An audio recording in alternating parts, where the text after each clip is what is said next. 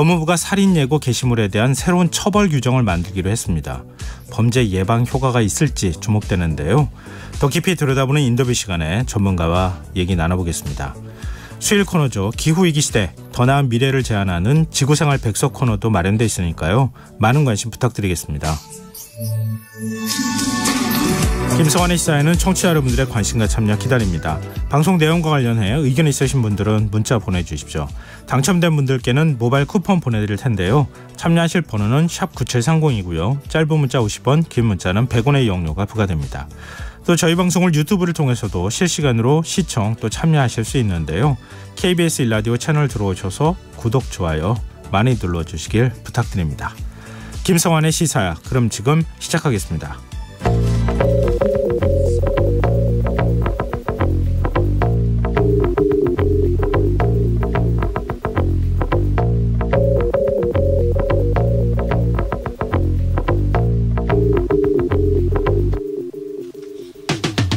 가계부채 증가세가 심상치 않다는 얘기 들어보셨을 겁니다.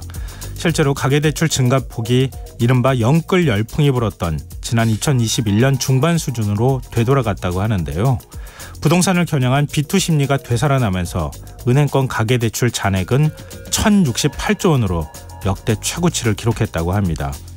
문제는 기준금리가 연 3.5%까지 오르면서 은행권 주택담보대출 변동금리가 7%대에 근접한 상황이라는 건데요. 이대로 괜찮은 걸까요?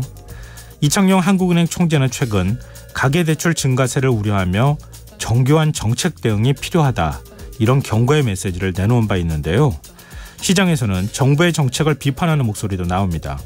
정부가 각종 부동산 대출 규제를 풀어준 것이 원인이라는 건데요. 실수요자를 대상으로 했다고 하지만 정부가 나서서 시중금리보다 저렴한 특례 보금자리론을 내놓고 9억 원 이하 주택에 대해 소득과 무관하게 대출을 해준 점, 그리고 전세보증금 반환 용도로 집주인들에게 대출을 늘려준 정책들이 문제로 지적되고 있습니다. 우려가 현실이 되는 걸까요? 최근 돈을 갚지 못하는 20대가 늘고 있다고 하죠. 20대 청년층 주택담보대출 연체율이 역대 최고를 기록했고 수액 생계비 대출 연체율 역시 치솟고 있다는데요. 정부가 이제라도 철저한 대책을 마련해야 하지 않을까요? 위기의 신호는 이미 울리고 있는데 말입니다.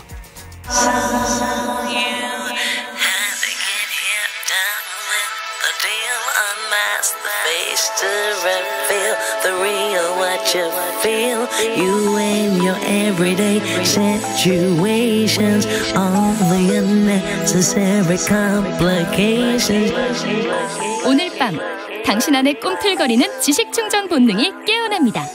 여러분의 자유탐구 영역, 김성환의 시사야.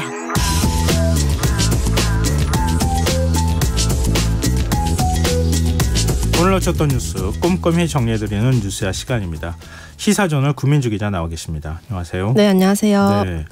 민주당이 세계 잼버리 새만금 조기 철수 사태 두고 국정조사 필요성을 언급했네요. 네, 더불어민주당이 오늘 잼버리 관련해서 당연히 국정조사를 해야 할 사안이라고 밝혔는데요. 박성준 민주당 대변인은 국가 시스템의 문제면 오히려 국민의힘에서 먼저 국정조사를 하자고 나와야 하는 것 아닌가, 국민의힘의 기조가 궁금하다고 말했습니다. 민주당은 또 잼버리 사태로 국격이 추락한 데 대한 윤석열 대통령의 대국민 사과도 요구하고 있고요. 공동조직위원장인 이상민 행안부 장관의 대해서는 너무 여성가족부 뒤에 숨어있는 것 아니냐라면서 확실한 책임 추궁도 강조했습니다. 지금 민주당은 김건희 여사 서울 양평 고속도로 특혜 의혹에 대한 국정조사 필요성도 제기해 왔는데요. 네. 이거는 이번 달 내로 반드시 추진하겠다는 방침입니다. 국민의힘은 어떤 반응 보이고 있습니까? 국민의힘은 감사원 감사와 경찰 수사로 하면 된다는 입장입니다. 또 다음 달 정기국회가 열리는 만큼 관련 상임위원회 차원에서 충분히 진상규명이 가능한데 그럼에도 국정조사를 밀어붙이면서 민주당이 정쟁만 일으킨다는 것인데요. 한마디로 무책임한 공세이자 국민 자해행위다라고 강하게 비난하고 있습니다. 대표적으로 국민의힘 박대출 정책위 의장은 현 정부의 온갖 책임을 다 덮어씌우려 하고 있다면서 잼버리가 망하기를 바라는 게 아니라면 지금은 유종의 미를 거둘 수 있게 뭉쳐야 한다고 강조했습니다. 근데 국민의힘 대변인이 실제 준비는 전라북도가 했고 왜 중앙정부의 모든 책임을 뒤집어 씌우려고 하느냐 뭐 이런 논평을 내놨습니까? 네, 앞선 박대출 정책위의장을 비롯해서 유상범 수석 대변인은 전라북도의 책임이 가장 크다고 주장을 하고 있는데요. 이 유 대변인은 민주당은 그동안 지방분권, 지방자치를 강조해 오더니 지금은 중앙정부의 모든 책임을 뒤집어 씌우려 한다라면서 그야말로 자기부정이자 지방자치 정신의 역행이라고 비판을 했습니다. 그러면서 이번 행사 준비와 주도는 전북도가 다 했고 여가부 장관은 공동위원장으로 들어간 것뿐이라면서 세상에 일이 잘못됐다고 이를 도와준 사람을 비난하는 모렴치가 어딨냐라고 목소리를 높이고 있습니다. 잼버리 행사 종료 후에 책임 규명의 필요성엔 공감을 하지만 전라북도를 향한 질의와 확인이 줄을 이뤄야 한다고 강조하고 있는 겁니다. 근데 이른바 잼버리 특별법을 보면 네. 예산 승인권 여가부 장관이 갖고 있는 거 아니에요? 네, 주무부처인 건 확실히 명시가 돼 있죠. 그럼 여가부 장관은 뭐 했다는 겁니까? 여가부 장관의 책임론 국민의힘에서 제기하고 있긴 한데요. 어쨌든 전북도가 늘 주도해왔다. 5년 전부터 이렇게. 그렇죠. 전북도도 뭐 있습니다. 새만금 개발을 위해서 잼버리 대회를 이용한 거 아니냐 이런 비판의 네. 목소리도 뭐 있기는 하던데요. 그렇다고 중앙정부 책임이 없다 이렇게 얘기하는 것도 그것도 조금 글쎄요. 좀 보기는 안 좋죠. 네, 뭐 납득하기는 조금 어려운 얘기인 것 같은데요. 어찌됐든 지금 이 상황을 수습하는 게 매우 중요하다. 이게 정부 입장 아니겠습니까? 네. 그런데 오늘 오전에 열릴 예정이던 정부 브리핑이 돌연 취소됐어요. 네, 원래 잼버리 대회 개최 후에 김현숙 여가부 장관은 매일 브리핑 진행해 왔는데요. 오늘 오전 브리핑 10분 전 돌연 취소 통보가 내려왔습니다. 네. 여가부 대변인은 취소 이유를 묻는 취재진에게 이유는 나중에 확인할 수 있을 것이다 라고만 답한 후에 자리를 떴고요. 예. 이후에 오후 2시 브리핑에 나선 이상민 행안부 장관 역시 관련 질문이 나오자 자세한 경위는 모르겠다라고만 밝혀서 아직도 김현숙 장관이 왜 오전 브리핑 취소했는지는 이유가 나오지 않고 있습니다. 근데 추측을 해보건대 아무래도 어제 브리핑 때 김 장관이 했던 발언을 비롯해 좀 이딴 논란을 일으키고 있어서 그 네. 영향일 거란 관측 나오고 있는데요. 어제 김 장관 이번 잼버리 사태가 부산 엑스포 유치에 악영향을 미치는 것 아니냐라는 질문에 그렇지 않을 것이다 라면서 오히려 전 세계에 우리나라의 위기 대응 역량을 보여주는 시점이 될 것이다라고 말해서 비판을 받았는데요. 여기에 지난해에 국정감사에서 대책 마련이 다 됐다고 발언한 것도 계속 회자가 되면서 지금 여권 내에서도 김 장관 책임론 거세지는 분위기입니다. 조금 전 보도를 보면요. 여당이 잼버리 대회 종료 후에 대통령에게 김 장관 해임을 건의할 거다라는 얘기가 나오고 있습니다. 네. 정부에서는 지금 잼버리 대회 대미를 장식할 케파 콘서트에 굉장히 공을 들이고 있지 않습니까? 네. 참여할 가수 명단이 확정이 됐다고 하는 얘기가 지금 들려오고 있는데 일단 행사를 치르는 데 있어서는 태풍이 좀 변수가 될 것 같아요. 네, 아주 우여곡절이 많았죠. 결국에 모레 저녁 상암동 서울 월드컵 경기장에서 여는 것으로 확정이 됐습니다. 여기에는 뭐 뉴진스를 비롯해서 있지, 마마무 등의 얼추 출연진 명단이 어렵사리 확정이 된 것 같은데요. 네. 이 출연 여부를 두고 논란이 많았던 BTS는 출연하지 않기로 최종 결정을 했습니다. 일단 잼버리 관련한 여러 실책들을 K-팝 스타들을 앞세워서 대충 무마하려는 것 아니냐라는 비판 계속되고 있는데요. 무엇보다도 말씀하신 대로 태풍 카눈의 북상으로 자칫 이 콘서트마저 차질을 빚는 것 아닌지 우려 이어지고 있습니다. 오늘 이러한 우려에 대해서 이상민 장관은 기상청장과 수시로 소통하고 있는데 공연 전엔 태풍의 영향권에서 벗어날 것으로 보여서 지장이 없을 것이다 라고 말했는데요. 다만 공연 전 설치하는 무대 장치가 강풍에 무너질 것이 가장 큰 걱정이어서 안전장치를 철저히 하겠다고 설명을 했습니다. 하지만 4만 명 이상 전 세계 스카우트 대원들이 집결할 예정인 만큼 네. 만약의 안전사고에 대한 우려의 목소리는 여권 내에서도 나오고 있습니다. 그럼 뭐 그런 일 절대 일어나서는 안 될 것 같고요. 안 되죠. 예. 네. 케파 콘서트에 방탄소년단이 뭐 나와야 되는 거 아니냐 이런 얘기를 해서 뭐 SNS에 글을 올려서 좀 논란을 일으켰던 국민의힘 성일종 의원 오늘 해명을 내놨습니까? 네, 어제 SNS에 군인 신분인 BTS가 참여해서 국격을 높일 수 있도록 국방부는 모든 조치를 취해달라고 적었었죠.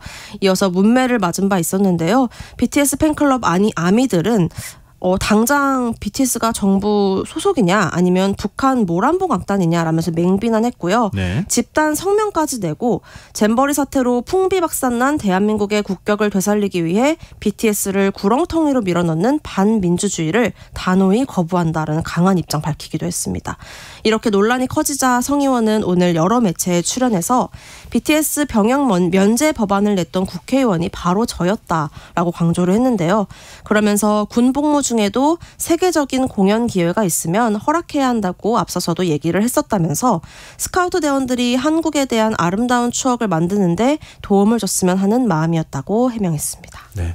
지금 잼버리 대원들이 원래는 3만 금에 머물러야 하는데 전국 8개 시도로 지금 퍼져 있는 상황이고 또 문화행사 프로그램도 짜야 되는 상황이고 이런데 지금 공무원들이 차출되는 것에 대해서 불만이 적지 않다고요? 네, 직장인 임명 게시판에 여러 글들이 올라오고 있는데요. 기관별로 인원을 차출해서 금요일 저녁 K-팝 콘서트 인솔하라고 명령이 내려왔다. 또 오늘 오전부터 지금까지 스카우트 대원들 입소시키고 있는데 더워 죽겠다. 하던 일 다 스톱하고 수천 명의 공무원들이 잼버리에만 매달리고 있다는 등의 내용이 올라오고 있습니다. 공무원이 노예냐 하는 건데요. 현재 각 정부 부처가 동원령을 내린 공무원만 최소 1,400여 명에 이르는 것으로 알려지고도 있습니다.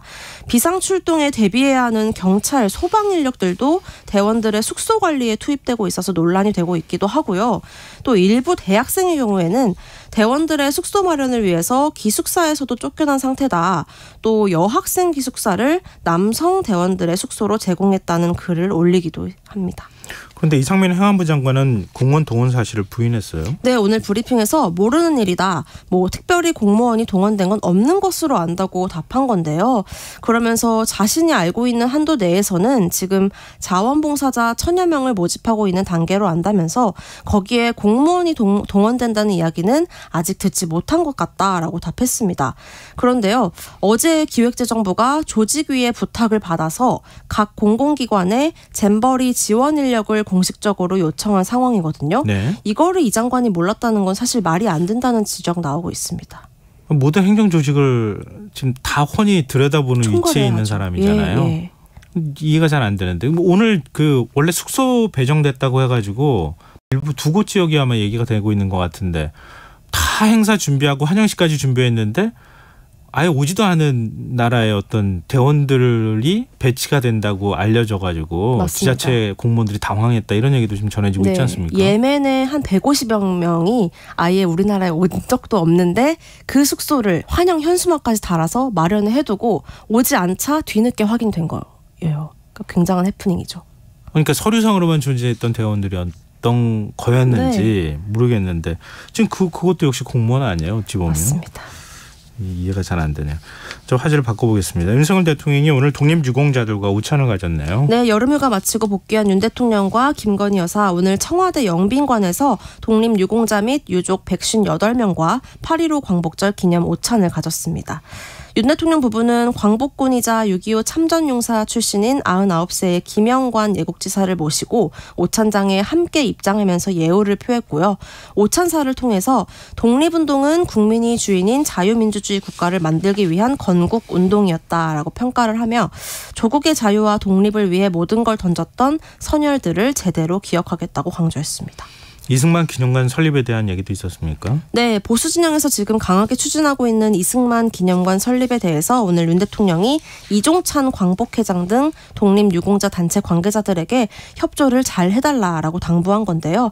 이에 대해 이종찬 회장도 단순히 설립뿐만 아니라 운영까지 세심하게 살피겠다고 화답을 했습니다.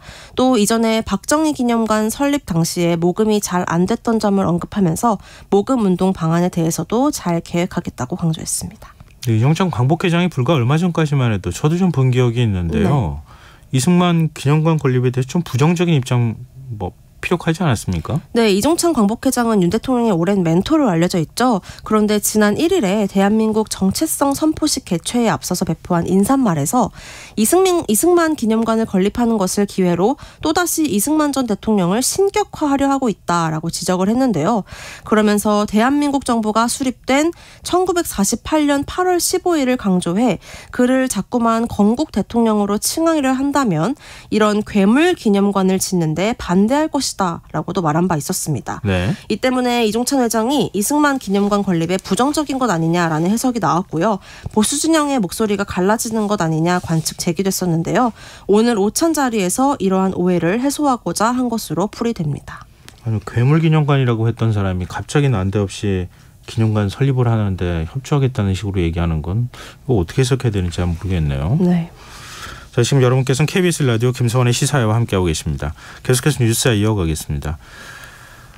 윤석열 정부 세 번째 특별사면 대상자 이러니까 광복절 특사 명단 오늘 전체가 다 공개가 됐습니까? 네, 법무부가 오늘 사면심사위원회를 열고 광복절 특사 명단 결정했는데요. 대통령이 이제 최종 결정을 하는 거지만 일단 이 명단대로 보통 이루어졌기 때문에 이걸로 보시면 될 것 같습니다. 정치권 인사의 경우에는 여권에서 그동안 사면을 요구해왔던 김태우 전 강서구청장이 포함이 됐는데요. 문재인 정부 시절에 청와대 특별감찰반에 감찰 무마 의혹을 폭로했다가 대법원에서 실형이 확정돼 지난 5월 구청장직에서 상실한 지 3개월 만에 사면이 된 겁니다. 다수 기업인들도 사면 대상에 포함됐는데요. 이중근 부영그룹 회장, 이호진 전 태광그룹 회장, 박찬구 금호 석유화학 명예회장, 그리고 운전기사 갑질 논란으로 징역형을 선고받았던 이장한 종근당 회장이 사면에 포함됐습니다. 한편 박근혜 전 대통령과 최순실 씨에게 뇌물을 제공한 혐의로 징역을 살다가 지난해 가석방됐었죠. 최지성 전 삼성전자 미래전략실장과 장충기 전 미전실 차장은 포함되지 않았습니다. 김태우 전 구청장 사면 지금 불과 대법원 판결 나온 지 몇 개월 되지도 않은 거잖아요. 네. 더군다나 또 보궐선거도 지금 치러야 되는 거 아닙니까? 네, 상황이 좀 복잡하죠. 네, 사면 대상에 포함된 것 여권에서도 좀 갸우뚱할 것 같은데요. 네, 근데 여권에서요. 그동안 김태우 전 구청장은 전 정권의 비리를 폭로한 공익 제보자다. 그렇기 때문에 사면 대상에 포함해야 한다는 목소리 내왔는데요. 예. 이를 법무부에서 받아들인 것으로 해석이 되고 있습니다. 당장 사면에 이어서 만약에 복권까지 이뤄지면 김태우 전 구청장은 오는 10월 치러질 강서구청장 재보궐선거에 재출마하는 것 아니냐라는 가능성 제기되고 있는데요. 여권에서는 이럴 경우에는 사법부의 판단을 너무 무시하는 좀 면이 있기 때문에 조심스럽게 좀 접근하고 있는 상황입니다. 정치권 반응 어떻습니까? 네, 민주당 바로 논평 냈습니다. 한민수 대변인은 김태우 전 강서구청장이 공무상 비밀누설로 법정형을 확정받은 지 석 달도 안 됐는데 특별 사면 대상에 오른 건 윤 대통령이 사면권을 이용해서 법원 판결에 정면 도전한 것이라고 강하게 비판했습니다. 그러면서 인면 수심, 안면 몰수, 무법 폭주라고 맹비난 쏟아냈습니다. 네.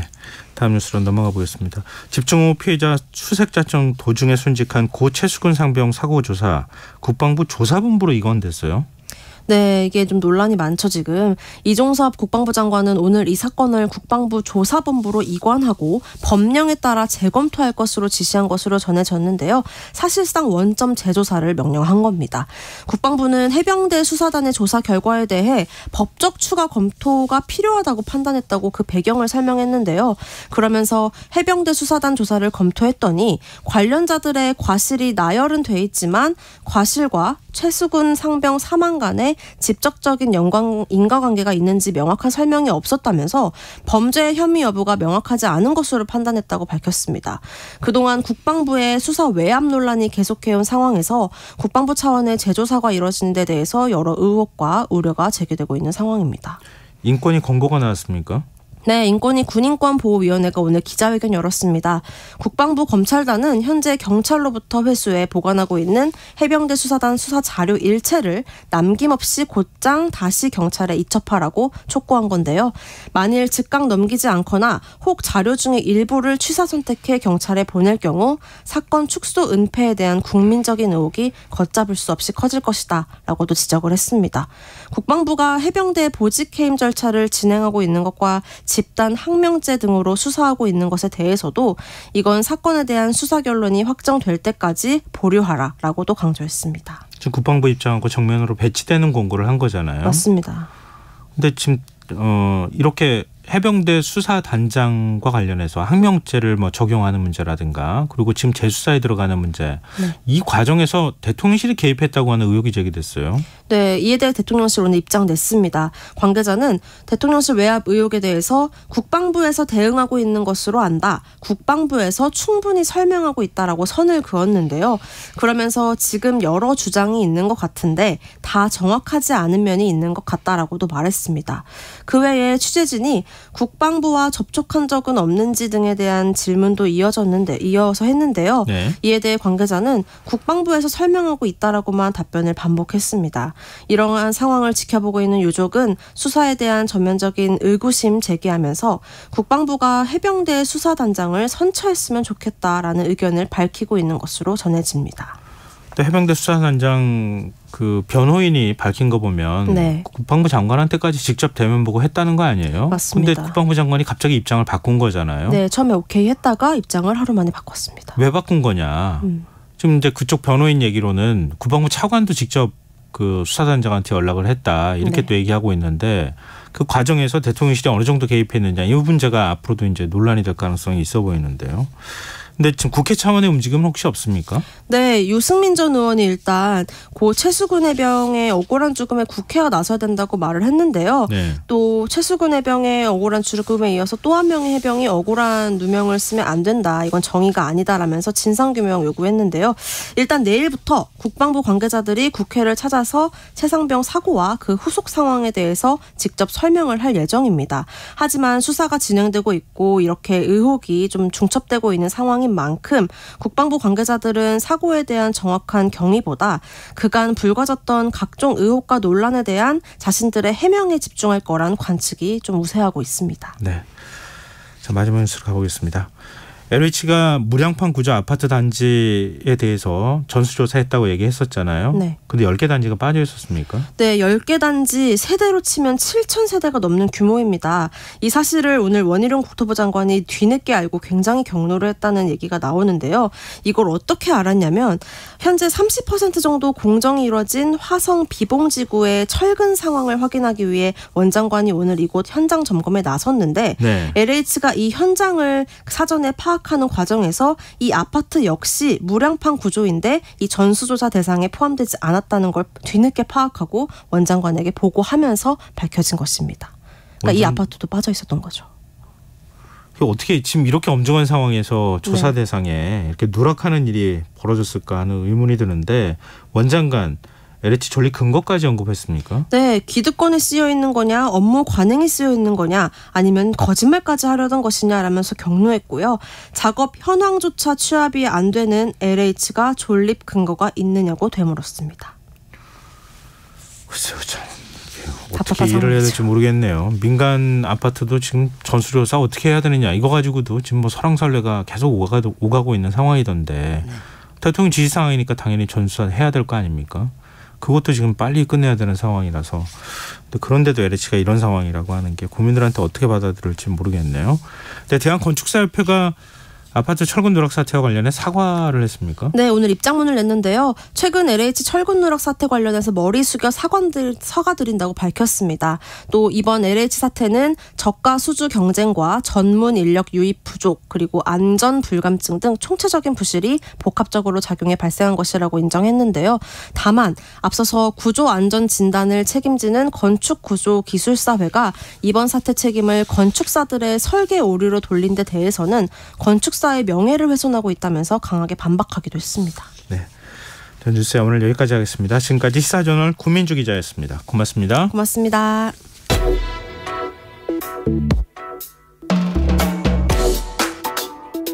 더 나은 내일을 준비하는 시간 KBS 1라디오 김성환의 시사야. 온라인상에서 살인하겠다 이렇게 예고글을 올린 6명을 오늘 검찰이 모두 구속했습니다. 그리고 법무부는 잇따르는 온라인 살인 예고에 대응하기 위해 처벌 규정을 신설하기로 했는데요. 과연 처벌 강화로 이 문제를 해결할 수 있을지 곽대경 동국대학교 경찰사법대학 교수 연결해서 얘기 나눠보도록 하겠습니다. 교수님 안녕하십니까? 네, 안녕하세요. 네, 일단 오늘 검찰이 살인 예고 게시글을 올린 6명을 구속했습니다. 이게 단순 네. 장난은 아니다 이렇게 판단한 거네요. 네, 그렇습니다. 이건 지금 현재 우리 한국 사회의 분위기상 결코 가볍게 처리할 수 없는 그런 어떤 심각한 사안으로 이제 보고 적극적으로 이제 대응하는 그런 모습을 보여준 것 같습니다. 근데 지금 뭐 한 200건 정도 살인 예고글이 올라왔다고 하는데 6명을 네. 구속했다는 거 아닙니까?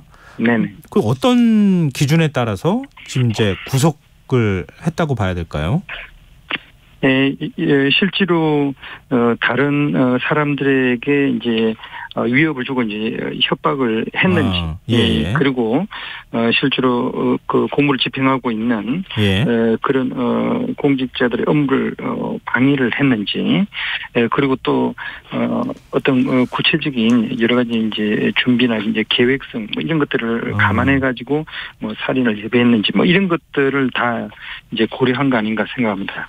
근데 만약 이제 지금 말씀하신 거에 따르면 협박이라든가 위기에 의한 공무집행 방해, 뭐 살인 예비 혐의 뭐 이런 거잖아요. 이럴 경우에 한 형량이 어느 정도 나옵니까? 그 협박죄 같은 경우에는 3년 이하 또는 500만 원 이하의 벌금형까지 이제 가능합니다.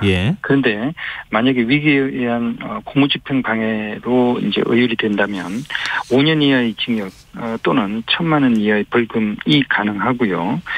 그리고 살인 예비죄 같은 경우는 10년 이하의 징역까지 가능하도록 그렇게 규정이 되어 있습니다. 그러니까 살인 예고글 뭐 어떤 의도에서 올렸는지는 본인이 가장 잘 알겠지만 그 올렸다가 결국 굉장히 긴 기간 동안 실형을 살아야 되는 이런 중형을 받을 수 있는 상황이다 이렇게 볼 수 있을 것 같은데 또 한편으로는 또 이런 생각도 들어요. 살인 예고 글을 올렸다는 것이 곧 이게 실행으로 간다고 하는 걸 예단할 수 있거나 단정할 수는 없는 거잖아요. 이거 처벌이 가능합니까? 실제 법원에서 그렇게 판단이 나옵니까? 그렇기 때문에 실제로 그러한 범죄 행위에 대해서 얼마나 구체적으로 준비를 하고 계획을 하고 있었는지, 실제로 그러한 범행을 실행하기 위해 가지고 어떠한 도구라든지 이제 수단들을 준비를 했는지, 그런 것들을 모두 이제 종합적으로 이제 검토를 해서 최종적인 형량을 결정을 하게 되는 겁니다.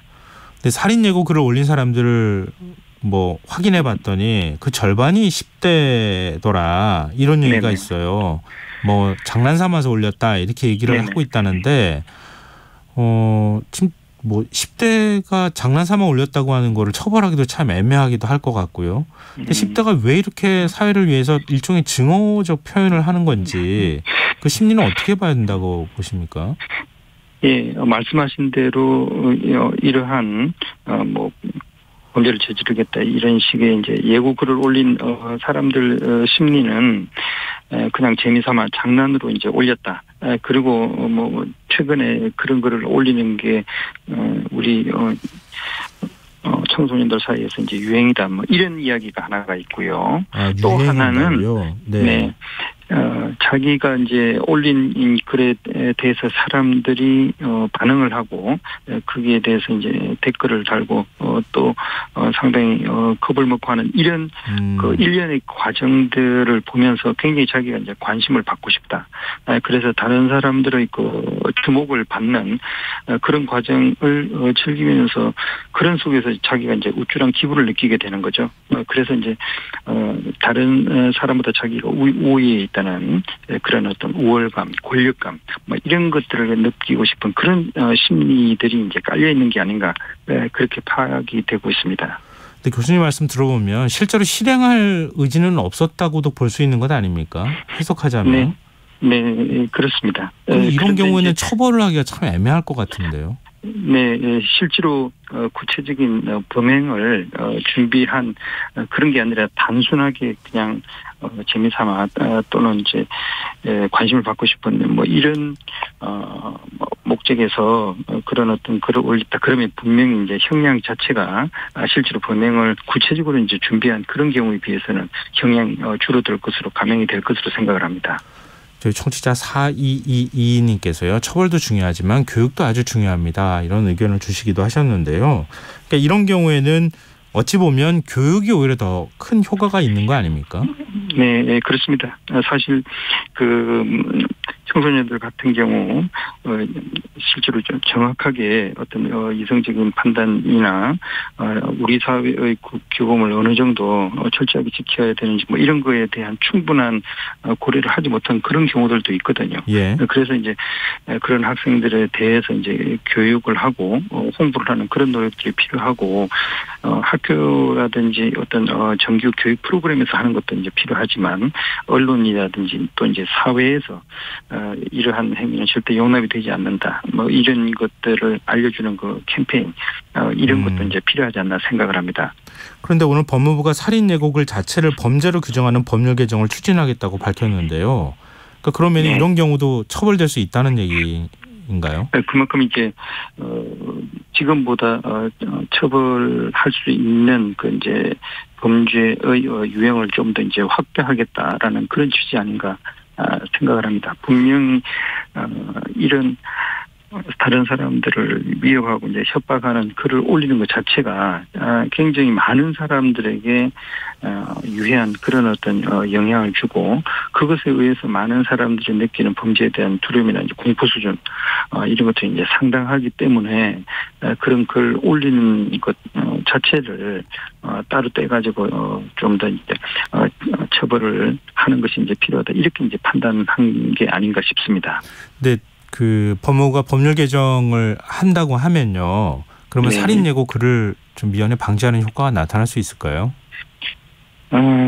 이걸 갖다가 법을 갖다 바꾸고 이런 처벌이 있다. 이걸 일반 국민들 특히 이런 글을 올릴 수 있는 그런 어떤 대상이 되는 연령층이 얼마나 적극적으로 홍보를 하고 교육하느냐 그거에 따라서 이제 좀 결과가 달라질 수 있을 거로 이제 생각을 하는데요. 예. 분명히 이제 언론에서 이런 뭐 보도가 나오고 그러면서 많은 사람들이 이거 상당히 심각한 범죄가 될 수 있겠다. 이런 생각을 최근에 많이 하게 되지 않았나 생각을 합니다. 그렇기 때문에 뭐 처벌이 능사는 분명히 아닙니다. 그렇지만 그런 처벌의 수위가 높아지면 그거에 따른 여러 가지 이제 교육과 홍보가 되면서 많은 사람들에게 알려져야만이 원하는 그런 효과를 거둘 수 있다 이렇게 생각합니다. 살인 예고글이 그 DC 인사이드라고 하는 그 사이트에 많이 올라오고 있는데요. 네네. 과거에 뭐 성범죄 관련되어 있는 부분이라든가 이것도 역시 이 사이트가 문제가 돼 왔었는데 네네. 사이트 폐쇄하자 이런 주장이 나오는 것에 대해서는 교수님은 어떻게 보세요? 그 나름대로 또 그 안에서 여러 가지 이제 자기들의 뭐 의견들을 표출을 하고 다른 사람에게 뭐 대면 관계에서 하지 못하던 그런 어떤 주장을 하고 뭐 하는 그런 장으로서 이제 활동을 해왔던 곳이기 때문에 아무래도 좀 표현의 자유를 제한한 그런 가능성은 있는 거죠. 만약에 그런 사이트에 대한 네. 그런 어떤 뭐 규제들이 이제 강화가 된다면 그만큼 속에 담고 있는 이야기를 바깥으로 이제 표출하고 네. 이야기할 수 있는 그런 제한은 좀 그런 자유들이 좀 제한되는 그런 어떤 문제는 발생할 수 있을 것 같습니다.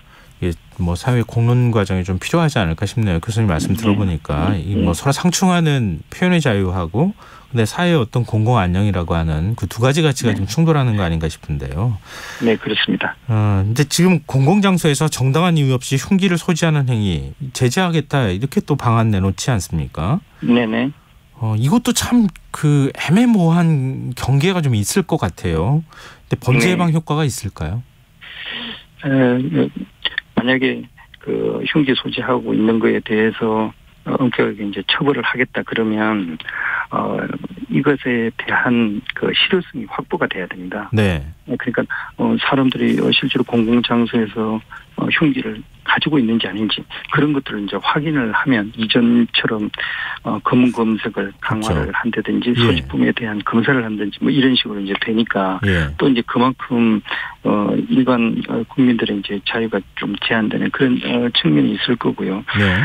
만약에 법은 있지만 실제로 현장에서 제대로 이제 확인을 해가지고 유명무실한 그런 법이 된다면 결국 이제 좀 사문화되는 그런 어떤 상황도 나타날 수 있습니다. 따라서 실제로 흉기를 소지하고 있는 행위를 얼마나 철저하게 확인하는 그런 단속이 실효성을 가질 수 있는지 없는지 뭐 이것에 의해서 이제 결과가 좀 나오지 않을까. 그리고 이제 실제로 그렇다면 그런 단속에 대해서 얼마나 국민적인 공감대를 얻을 수 있는지 뭐 이런 것들을 고려하는 게 필요하다고 생각합니다. 네. 잇따르는 흉기 난동 사건의 피의자들이 정신질환 전력이 있다. 이 부분이 언론을 통해서 많이 보도되고 있지 않습니까? 네, 그렇습니다. 정신질환자 관리를 좀 철저히 해야 되는 것 아니냐, 치료를 많이 해야 되는 것 아니냐, 뭐 여러 백가장명식으로 얘기가 나오는데요. 지금 정신질환자라고 해서 다 강력범죄를 저지르는 건 아니잖아요. 그건 아닙니다. 실제로 정신질환자의 경우에 일반인들보다 사실 이제 범죄를 저지르는 그 비율 자체는 낮습니다. 2018년도 자료에 따르면 우리 전체 인구 일반인들 중에서 3.93%가 범죄를 저지르는 걸로 그렇게 나옵니다. 그런데 정신질환자 중에는 그 비율이 0.14%에 이제 불과합니다. 이걸 다르게 이야기한다면 정신질환자 1,000명 중에 1명이 범죄를 저지르는 걸로 상당히 그 비율 자체는 굉장히 낮습니다. 예. 그럼에도 불구하고 만약에 정신질환자가 강력범죄를 저질렀다 그러면 이것은 굉장히 사회적인 관심을 끌게 되고 이제 언론에서도 이제 주목하는 그런 사건이 되기 때문에 그 일반인들의 어떤 공포 수준이 상당히 이제 높아지는 그런 측면이 있습니다. 물론 또 다르게 본다면 2011년도에 3,337건이던 것이 2015년도에 이제 4,511건 이런 식으로 정신질환자에 의한 강력범죄가 3.1% 증가한 이런 수치가 보도되기도 했었습니다. 네. 그렇기 때문에 증가하는 거 아니냐 이런 거에 대해서 좀 걱정하고 우려하는 그런 시각도 있는 게 사실입니다. 좀 대책으로 나오는 것이 정신장애가 있는 범죄자의 재범을 막기 위해서 치료감호 제도를 도입해야 한다. 이런 의견이 있는데요. 교수님 생각은 어떠십니까? 네. 범죄자 중에서 이제 재범 위험성 그리고 이제 치료의 필요성이 있는 그런 어떤 심신장애자 그리고 이제 약물 중독자 그리고 이제 성적인 성격이 있는 장애인 이런 사람들을 이제 법무부 산하의 이제 국립법무병원 같은 그런 치료 감호 시설에 수용해 가지고 적절한 보호도 하고 치료를 병행하는 그런 보호 처분 이런 것들이 이제 있습니다. 그런데 최근에 보면 검찰에서 실제로 이러한 치료 감호를 청구하는 숫자 자체는 좀 감소를 하고 있는 그런 어떤 상황인데 실제로 국립법무병원에도 정신과 전문의 숫자가 실제로 정원부에 이제 3분의 1 정도밖에 되지 않는 그런 어떤 전문 의료 인력이라든지 여러 가지 시설 장비의 부족 이런 것도 이제 있고요. 네, 그리고 실제로 실태 파악이라든지 조사 연구 이런 것들이 이제 충분히 되지 않아 가지고 얼마나 위험하고 얼마나 우리 사회에 많은지 이런 것들에 대해서 이제 충분히 파악하기가 이제 어려운 그런 문제들이 있는 것 같습니다. 네, 알겠습니다. 오늘 말씀 고맙습니다. 네, 수고하십시오. 예, 지금까지 곽대경 동국대학교 경찰사법대학 교수였습니다.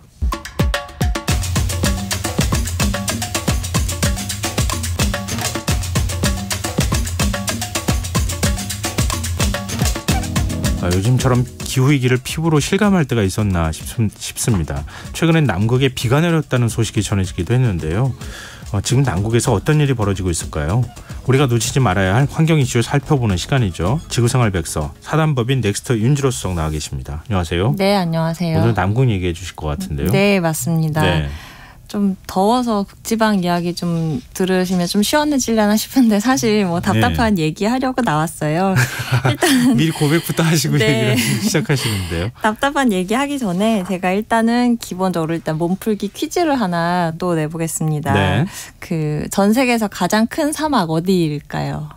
뭐 사하라 사막. 그쵸. 예. 보통 이제 그렇게 생각을 하는데 예. 특히 이제 우리가 사막하면 영어의 데설트 이거를 이제 예. 모래 사자 사막 이렇게 하니까 다들 그런 이제 아프리카나 이런 데 많이 생각하실 텐데 사실은 세계에서 제일 큰 사막은 남극입니다. 저한테 일부러 틀리라고 질문하시고 문제 내신 거죠? 네. 그러니까 사막이 원래 강수량이 중요하거든요. 강수량이 네. 평균 한 250mm 그 이하인 곳을 이제 말하는데 남극은 예. 한 160mm 좀 넘게 와서 여기 이제 사막으로 분류가 되고요. 그런데 어떻게 이렇게 눈이 많이 쌓였냐? 네. 한번 눈 내리면 이제 안 녹으니까 이게 쌓이고 조금씩 내리는 게 계속 쌓인다는 거예요. 그렇죠. 그래서 이제 거기 평균 한 2에서 3km 정도의 눈이 쌓여 있습니다. 그리고 이제 두 번째로 큰 사막은 북극이고요.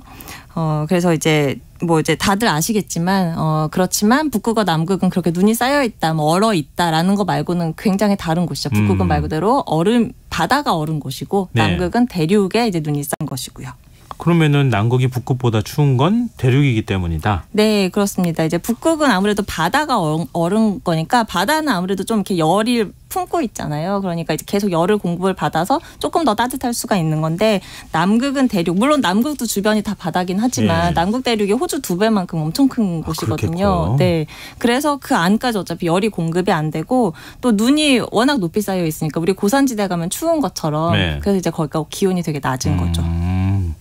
그럼 지금 북극 얼음이 녹는다. 네. 뭐 북극곰이 위기에 처해 있다. 이런 얘기를 우리가 많이 하잖아요. 네. 남극도 지금 심각한 거라는 거죠? 네, 맞습니다. 이제 북극의 바다 얼음이 줄고 있다 이런 얘기 많이 들어보셨잖아요. 네. 남극 같은 경우는 이제 대륙이다 보니까 그러니까 얼음 종류가 되게 다양한데요. 이것도 먼저 당연히 여기도 바다가 있으니까 바다 얼음, 해빙이라고 하는 바다 얼음이 있습니다. 네. 이제 그 해빙 면적을 보면 북극 같은 경우에는 이제 감소 추세가 굉장히 뚜렷해요. 그래서 우리도 다 잘 알고 하는데 남극은 사실 그렇지가 않아요. 남극 같은 경우는 이제 북극이 10년에 한 7%씩 줄었는데 남극은 최근 2023년까지 한 거의 한 40년 이렇게 통계를 잡아보면 한 10년에 뭐 적게는 0.1%에서 많아봤자 1.3% 이렇게 줄었으니까 굉장히 추세가 이렇게 두드러지진 않았죠. 근데 그것도 2023년까지 통계를 잡아서 그 정도 감소 추세를 보이는 거고요. 네. 2015년까지는 남극 해빙이 점점 이제 면적이 넓어지는 그런 모습을 보이기도 했었어요. 거꾸로 갔다는 거잖아요. 네. 어떻게 그럴 수 있을까 싶은데 이거를 이제 뭐 남극 해류를 갖고서 막 이렇게 설명하는 그런 시도도 있는데 사실 가장 큰 이제 거는 일종의 관측이 빚은 착시라고 볼 수 있는데 여기가 아무래도 워낙 외떨어진 곳이다 보니까 우리가 관측망이 없어요. 그래서 위성 사진 같은 걸로 분석을 하는데 그러다 보니까 우리가 이제 면적은 이제 분석을 할 수 있지만 두께가 얼마인지 모르는 거죠. 그러니까 사실은 살얼음이 되게 넓게 퍼져 있는 걸 수도 있는데 이제 하얗게 그냥 보이는 게. 그렇죠. 예. 이제 그거를 이제 위성 사진 분석이 한계가 있다 보니까 마치 우리가 잘 몰랐었던 거예요. 그런데 아니나 다를까 이제 2015년까지는 그랬는데 2016년부터 이게 막 기다렸다는 듯이 남극의 그 바다 얼음 면적이 굉장히 빨리 줄고 있는 거예요. 그래서 걷잡을 수 없이 줄고 있어요. 그래서 원래는 보통 이제 바다 얼음이 줄었다라고 하면 문제가 되는 게 주로 여름철이거든요. 네. 아무래도 해를 많이 받으니까. 근데도 아까 뭐 비가 왔다 남극 이런 말씀하셨잖아요. 네. 그런 것처럼 지금은 남극이 겨울인데도 불구하고 바다 얼음이 엄청 빨리 줄고 있어요. 그래서 지금 역대 최소 크기로 내려왔는데 그 최소라는 게 뭐 그냥 예전보다 조금 낮은 정도가 아니라요. 네. 거의 뭐 이제 그래프를 이제 보면은 이거 그림 잘못 그려진 것 같은데 싶을 정도로 굉장히 많이 줄어든 상태예요. 그래서 얼마나 줄었냐? 평소보다 한 14% 줄었다고 하는데 이게 얼마나 줄었냐면 그러니까 사우디아라비아보다 더 큰 바다 얼음이 평소에 있었는데 이게 지금 실종된 상태다. 그래서 우리가 사우디아라비아가 우리나라보다 제가 알기로는 한 20배 정도 국토 면적이 넓은 나라거든요. 네. 그럼 우리나라 20배 면적보다 더 넓은 얼음이 지금 사라졌다고요? 네, 맞습니다. 네, 그런 어마어마하네요. 상태이고 그게 그러니까 우리가 이제 과학적으로 뭔가 컴퓨터 모델을 돌리거나 할 때 오차 범위라는 게 있잖아요. 그 범위를 지금 엄청 벗어난 상태로 줄어든 상태라서 도대체 남극에서 여기서 뭔가 돌아올 수 없는 강을 건넌 그런 게 지금 벌어지고 있는 게 아닌가 이렇게 우려가 되는 상황입니다.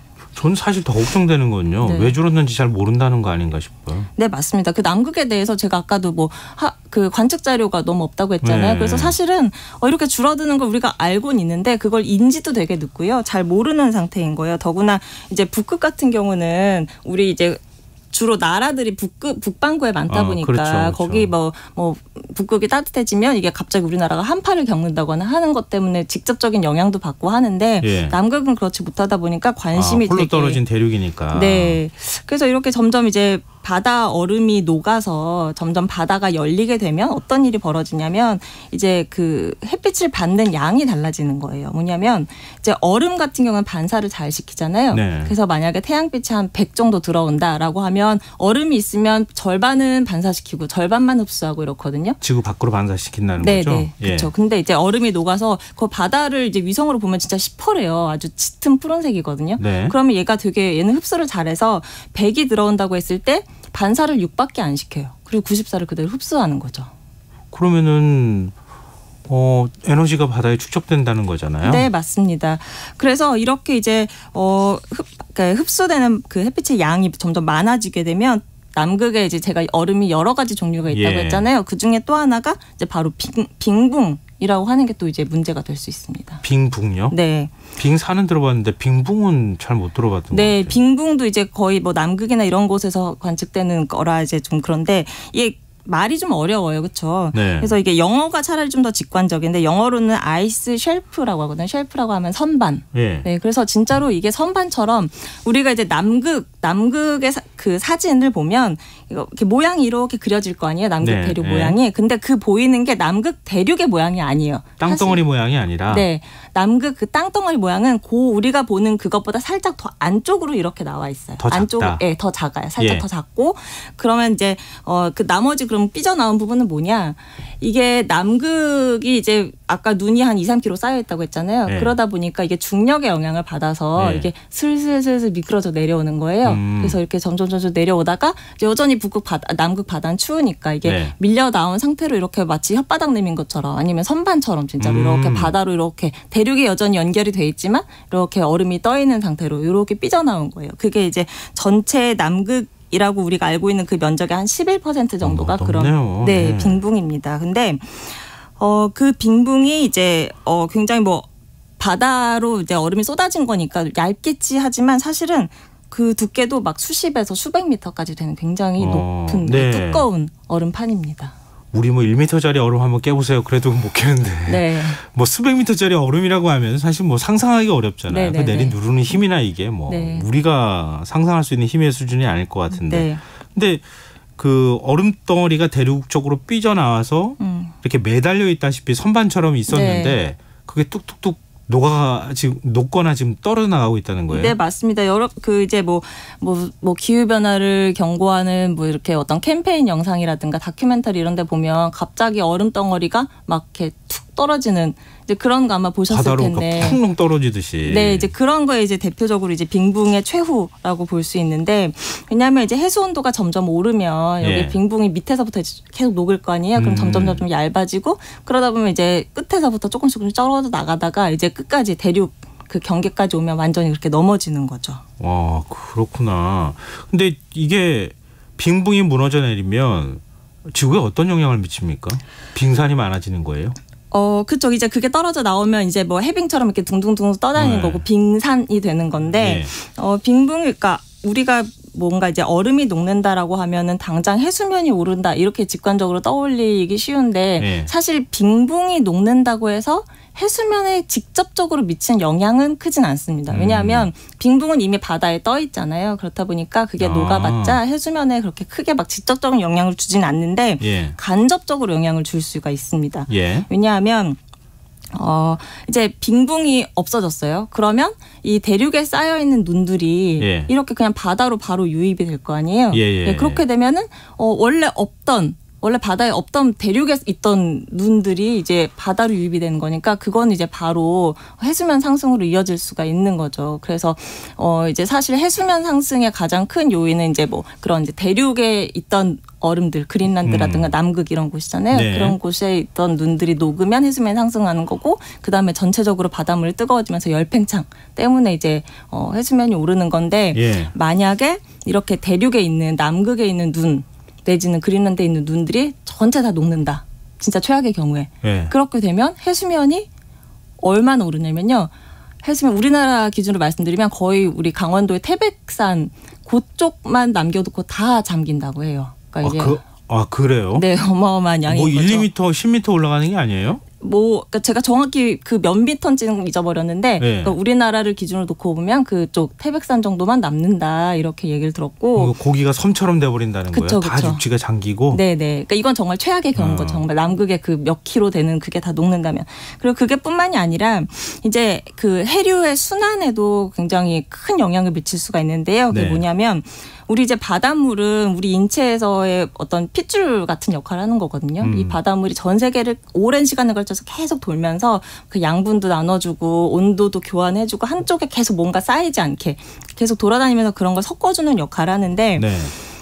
이제 이 남극에 있는 물들은 어떻게 오냐면 이제 북대서양에 이제 그쪽이 따뜻하잖아요. 네. 그리고 이제 거기에 따뜻한 물이 북대서양 쪽 그 위쪽 북쪽까지 가서 이게 침강을 해요. 그럼 거기 이제 차가운 바닷물인 거죠. 얘가 네. 이제 쭉 내려오면서 적도도 지나고 해서 남극까지 내려오는 거예요. 예. 그럼 얘가 다시 남극에서 다시 올라오거든요. 예. 올라오면서 그 바닥에 깔려 있는 뭐 염분이라든가 뭐 영양염이라든가 이런 걸 쭉 끌고 올라오는 거예요. 그럼 예. 그게 다시 이제 북쪽으로 올라가면서 다시 전 세계 바다 곳곳에 뿌려주는 그런 이제 해수 순환이 있는 건데, 근데 만약에 이렇게 그 대륙의 눈들이 계속 유입이 돼서 여기가 밍밍한 바닷물이 되면은 예. 이게 잘 섞이지가 않고 이걸 성층화라고 하거든요. 심해는 계속 심해에 있고 윗물은 계속 윗물. 그러니까 두 개가 섞이지가 않는 거죠. 염도가 다르니까 네. 민물하고 바닷물하고 잘 안 섞이는 거잖아요. 네, 그래가지고 최근 연구를 보면 2050년이 되면 남극의 그 해수 순환이 최대 42%까지 느려질 수 있다, 이런 전망도 나옵니다. 우리 황제 펭귄은 어떻게 해요? 그렇죠. 펭귄도 이제 주로 해빙에 살긴 하는데 바다 얼음에 살긴 하는데 얘도 이제 새끼 낳고 하려면 그 빙붕 이런 데로 와야 되거든요. 예. 근데 빙붕이 이렇게 불안정해지면 우리 얼음에 매달려 있는 북극곰처럼 그렇게 될 수 있는 거죠. 북극만 문제인 줄 알았더니 남극이 더 심각하네요. 네. 큰일 났습니다. 정말. 저 지구생활백서 오늘 여기까지 하겠습니다. 지금까지 사단법인 넥스트 윤지로 수석과 함께했습니다. 고맙습니다. 네, 감사합니다. KBS 라디오 김성환의 시사야 1부 순서 여기서 마무리하겠습니다. 전 11시 정각 2부에 다시 찾아오겠습니다.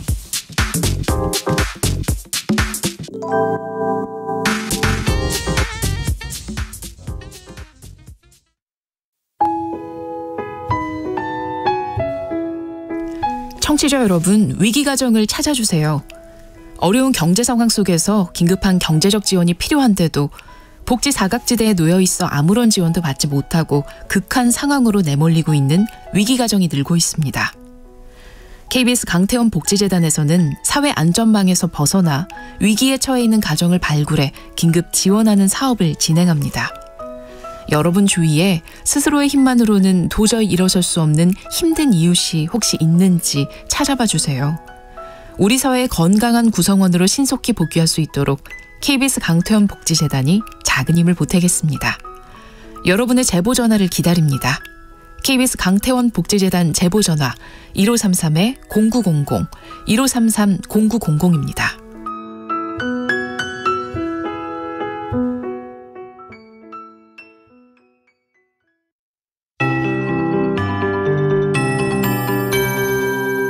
KBS 58분 날씨. 모레 오전까지 전국적으로 매우 강하고 많은 비가 내리고 매우 강한 바람이 부는 곳이 있겠습니다. 또 너울과 함께 해안 지역에는 매우 높은 파도가 방파제나 해안도로를 넘는 곳이 있겠습니다. 피해가 없도록 철저히 대비하시기 바랍니다. 태풍 카누는 밤 10시 현재 서귀포 동남동쪽 약 210km 부근 해상에서 시속 19km의 속도로 북진하고 있습니다. 제주도 동쪽 해상을 지나 내일 아침 남해안에 상륙하겠습니다. 내일 오후에는 충청권, 밤에는 수도권, 모레 북한을 지나 글피 열대 저압부로 약화되겠습니다. 태풍이 북상하면서 현재 제주도와 전남, 경남, 제주도 해상과 남해상, 동해남부 해상을 중심으로 태풍특보가 발효 중이고 강원 영동과 경상권에는 호우가, 경상권 동해에는 강풍특보가 발효 중입니다. 태풍이 북상하면서 태풍특보는 점차 그 밖에 전국으로 확대되겠습니다. 강수량 전국적으로 100에서 400mm고 영동 지방에는 600mm 이상, 영남 지방에는 400mm가 넘는 것이 있겠습니다. 바람도 전남 남해안과 경상권 해안에는 시속 145km의 매우 강한 바람이 부는 곳이 있겠습니다. 서울지방 현재는 27도, 습도 70%입니다. KBS 58분 날씨 전건배입니다.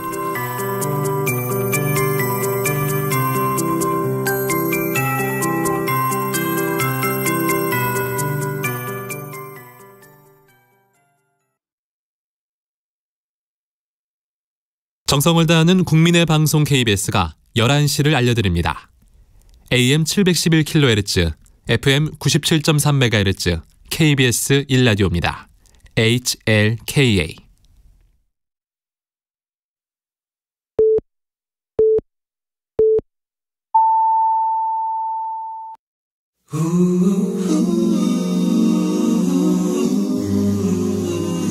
이 밤 그냥 보내긴 아쉬우니까요. 당신의 하루의 끝까지 야무지게 채워드립니다. 당신의 지식충전소 김성환의 시사야.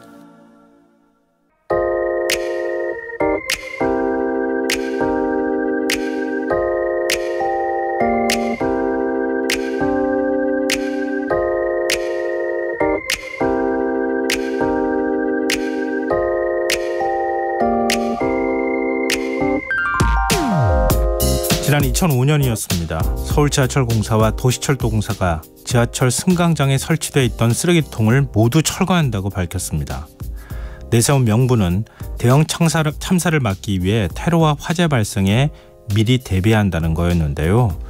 누군가 쓰레기통에 폭발물을 숨기거나 쓰레기에 불을 지르는 일을 차단하겠다는 취지였습니다.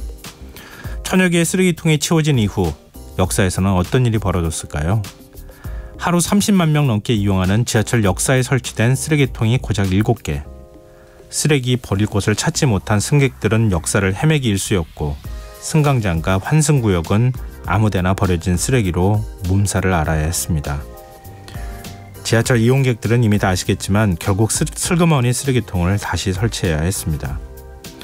모두의 안전을 위한다고 시행한 정책이 모두에게 불편을 끼치는 이런 역설적인 상황을 떠올리게 된 건 김윤영 빈곤사회연대 활동가가 쓴 신문 칼럼을 최근 읽었기 때문이었습니다. 그리고 이게 과거의 한 시절에 갇힌 기억이 아니라 현재 진행형일 수 있겠다는 생각을 했습니다. 그에 따르면 코로나19 사태 이후 코레일이 방역의 일환으로 서울역 역사 내 의자를 대폭 줄였는데 기둥에 둥글게 붙어있던 의자도, 의자 간격을 넓히면서 사라진 의자도, 3층 대합실 의자도 아직 돌아오지 않고 있다고 합니다. 최근 폭우와 폭염으로 철도 운행 지연이 잦아지면서 사라진 의자의 존재감은 더 커졌다고 하는데요. 기다리는 사람에 비해 앉을 자리가 턱없이 부족하니 아예 돗자리를 펴고 바닥에 앉거나 계단이나 벽을 타고 자리를 찾는 요령이 있는 사람들도 있지만 마냥 서서 열차를 기다리는 사람이 더 많다고 합니다. 무엇보다 인근 쪽방, 고시원 주민, 홈리스 등 폭염과 폭우를 역사에서나마 피해야 하는 사람들이 가장 먼저 밀려나고 있다고 합니다. 재개발이 반복될 때마다 사람들은 골목이 만나는 길목과 정자, 나무 그늘 및 의자를 잃고 서울 종로의 노인들은 지하철 출구에 달린 옹색한 난간에 엉덩이를 걸쳐야 하고 햄버거집에서 눈치 싸움을 벌이는 현실을 안타까워하며 김 활동가는 이렇게 말합니다. 한국 사회의 고칠 점이 한두 가지가 아니지만 분열한 사회, 사적 이해에 몰두하지만 결국 외로운 우리 모두의 고립을 수선하기 위해 더 많은 의자가 필요하지 않나. 지금까지 오늘의 발견이었습니다.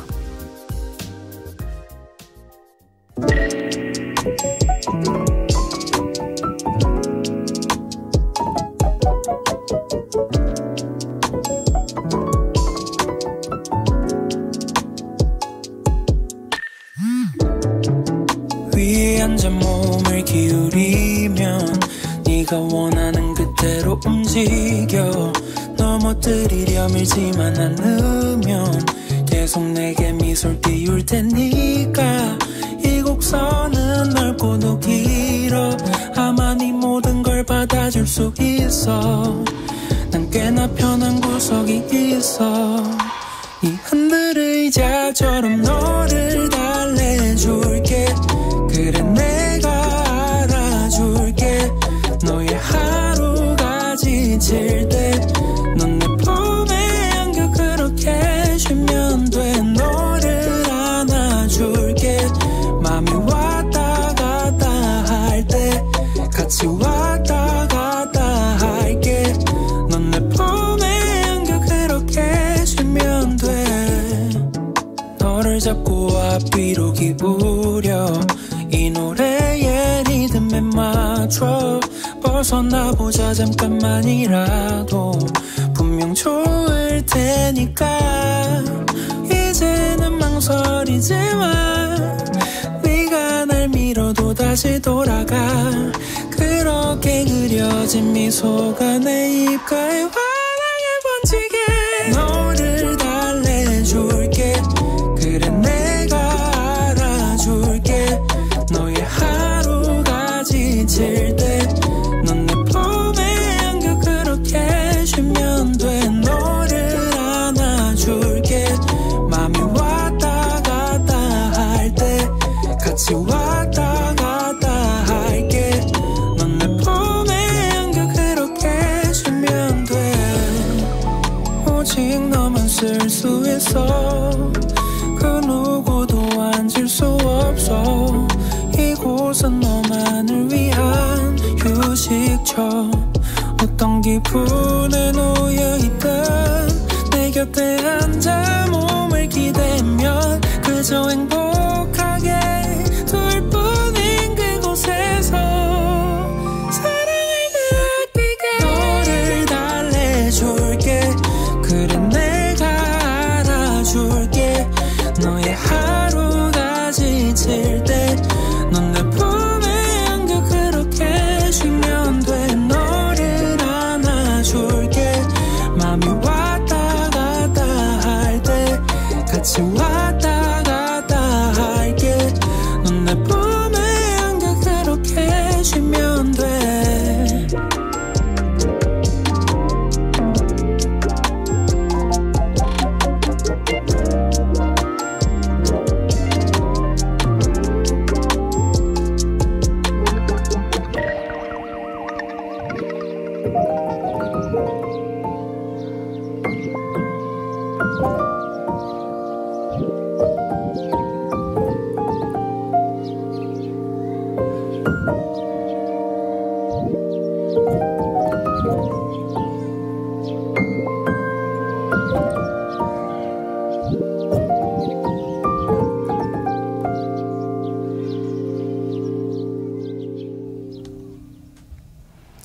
오늘의 발견에 이어서 구원찬의 흔들의자 들으셨습니다. 김수환의 시사는 언제나 청취자 여러분의 관심과 참여 기다리는 거 알고 계시죠? 청취자분들이 문자를 쭉 많이 보내주고 계시는데요. 휴대전화 뒷자리 8356 쓰시는 청취자분께서 나무 그늘에서나마 잠시 더위를 식히는 이들에게 민원이라는 이유로 나무 그늘을 없애버렸다는 기사 시사회에서 얘기했었죠. 어릴 적 동네 한가운데 있던 당산나무와 그 아래 모여 더위를 식히던 마을 사람들이 생각나는 무더운 날들입니다. 이렇게 문자를 주셨어요. 그래서 의자가 필요하지 않습니까? 이게 사실 오늘의 발견의 핵심 주제였어요. 그것도 돈 받는 의자가 아니고요. 모두가 편안하게 쉬어갈 수 있는 의자가 더 많이 필요한 사회가 되어야 하지 않겠습니까? 이런 건데요. 생각해보니까 저도 지하철 탈 때 문 열리면 제일 먼저 의자가 어디 있는지 찾거든요. 그러니까 모든 사람들이 의자를 찾지만 의자에 앉는 사람 숫자는 상대적으로 적어요. 근데 빨리 찾지 못하거나 아니면 찾기 어려운 사람들이 제일 먼저 피해를 보는 거 아닌가 그런 생각을 했어요. 근데 평상시에는 의자가 별로 필요 없지만 제 몸이 아프거나 힘들 때는 의자가 필요하잖아요. 이건 저뿐만 아니라 모든 사람들이 다 마찬가지가 아닐까 싶습니다. 그런 의자가 조금 더 많이 만들어졌으면 참 좋겠다 하는 생각 해봅니다. 문자 주셔서 고맙습니다. 그리고 지역 날씨에 관련한 문자 주셨는데요. 태풍 카눈 지금 계속 북상하고 있다고 하죠. 그런데 지금 4988님 문자 주신 거 보니까요. 진해인데요. 야간 근무 중인데 카눈이 아직 도착도 안 했는데 비바람이 엄청나게 몰아치고 있습니다. 아무쪼록 피해 없이 카눈이 지나가도록 바라고 있습니다. 이렇게 문자 주셨어요. 근데 지금 뭐 남해안 300km 이내로 지금 들어왔다고 하는 소식까지 지금 들어와 있거든요. 근데도 지금 물론 진해 쪽 가까웠기는 하지만 그런데도 이렇게 비바람이 몰아치고 있다는 소식이 지금 들어와 있네요. 지금 4988님께서도 좀 알려주신 것처럼 오늘 밤 해서 점점점 이제 한반도 쪽으로 북상하지 않겠습니까? 피해의 태풍 피해 직접적인 반경에 들어가는 것이기 때문에 좀 긴장해서 태풍 대비를 해야 될 것 같습니다.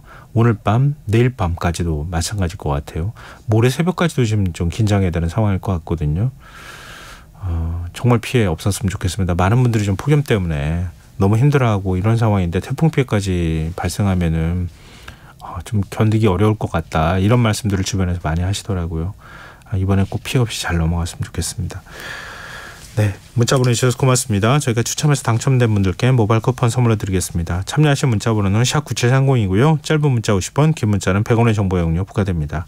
콩 게시판 KBS 1라디오 유튜브 채널을 통해서도 무료로 참여하실 수 있습니다. KBS 1라디오 김성환의 시사회와 함께하고 계신 지금 시각은 11시 10분입니다.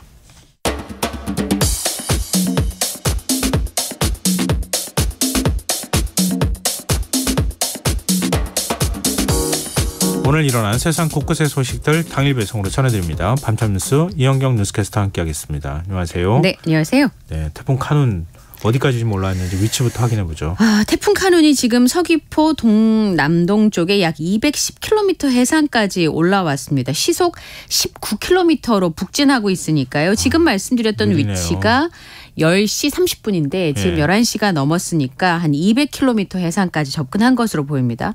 자, 그럼 태풍의 중심하고요. 반경이 지금 310km 정도로 예상을 하고 있거든요. 네. 그러니까 이미 제주도에서 서귀포 동남동 쪽에서 210km 해상이니까 이미 제주와 남해안 지방의 일부 지역은 영향권에 들었다고 봐야 되는 상황입니다. 그래서 아까 비가 벌써 내린다 이런 말씀을 하셨었는데요.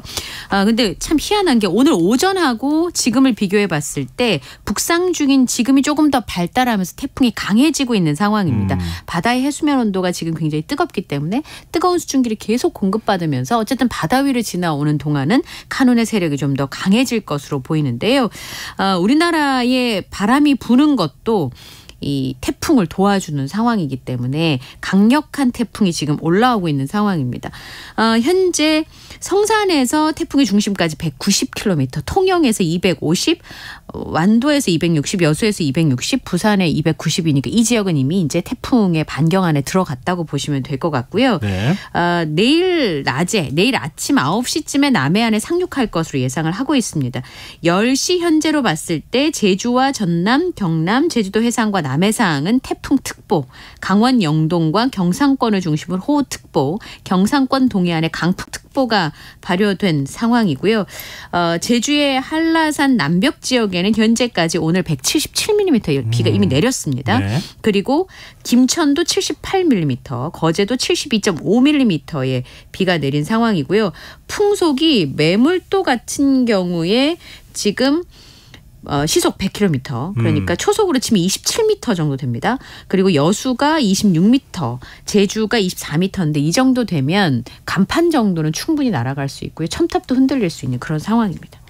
지금 청취자 청계수님은 인천에 지금 바람 장난 아니게 부는데 무섭다 이렇게 문자 주셨고요. 1006님께서는 세종에서 야간 운전 중인데 비가 많이 온다고 모두 조심하라고 하는. 지금 세종도 이렇게 비가 많이 내리네요. 예.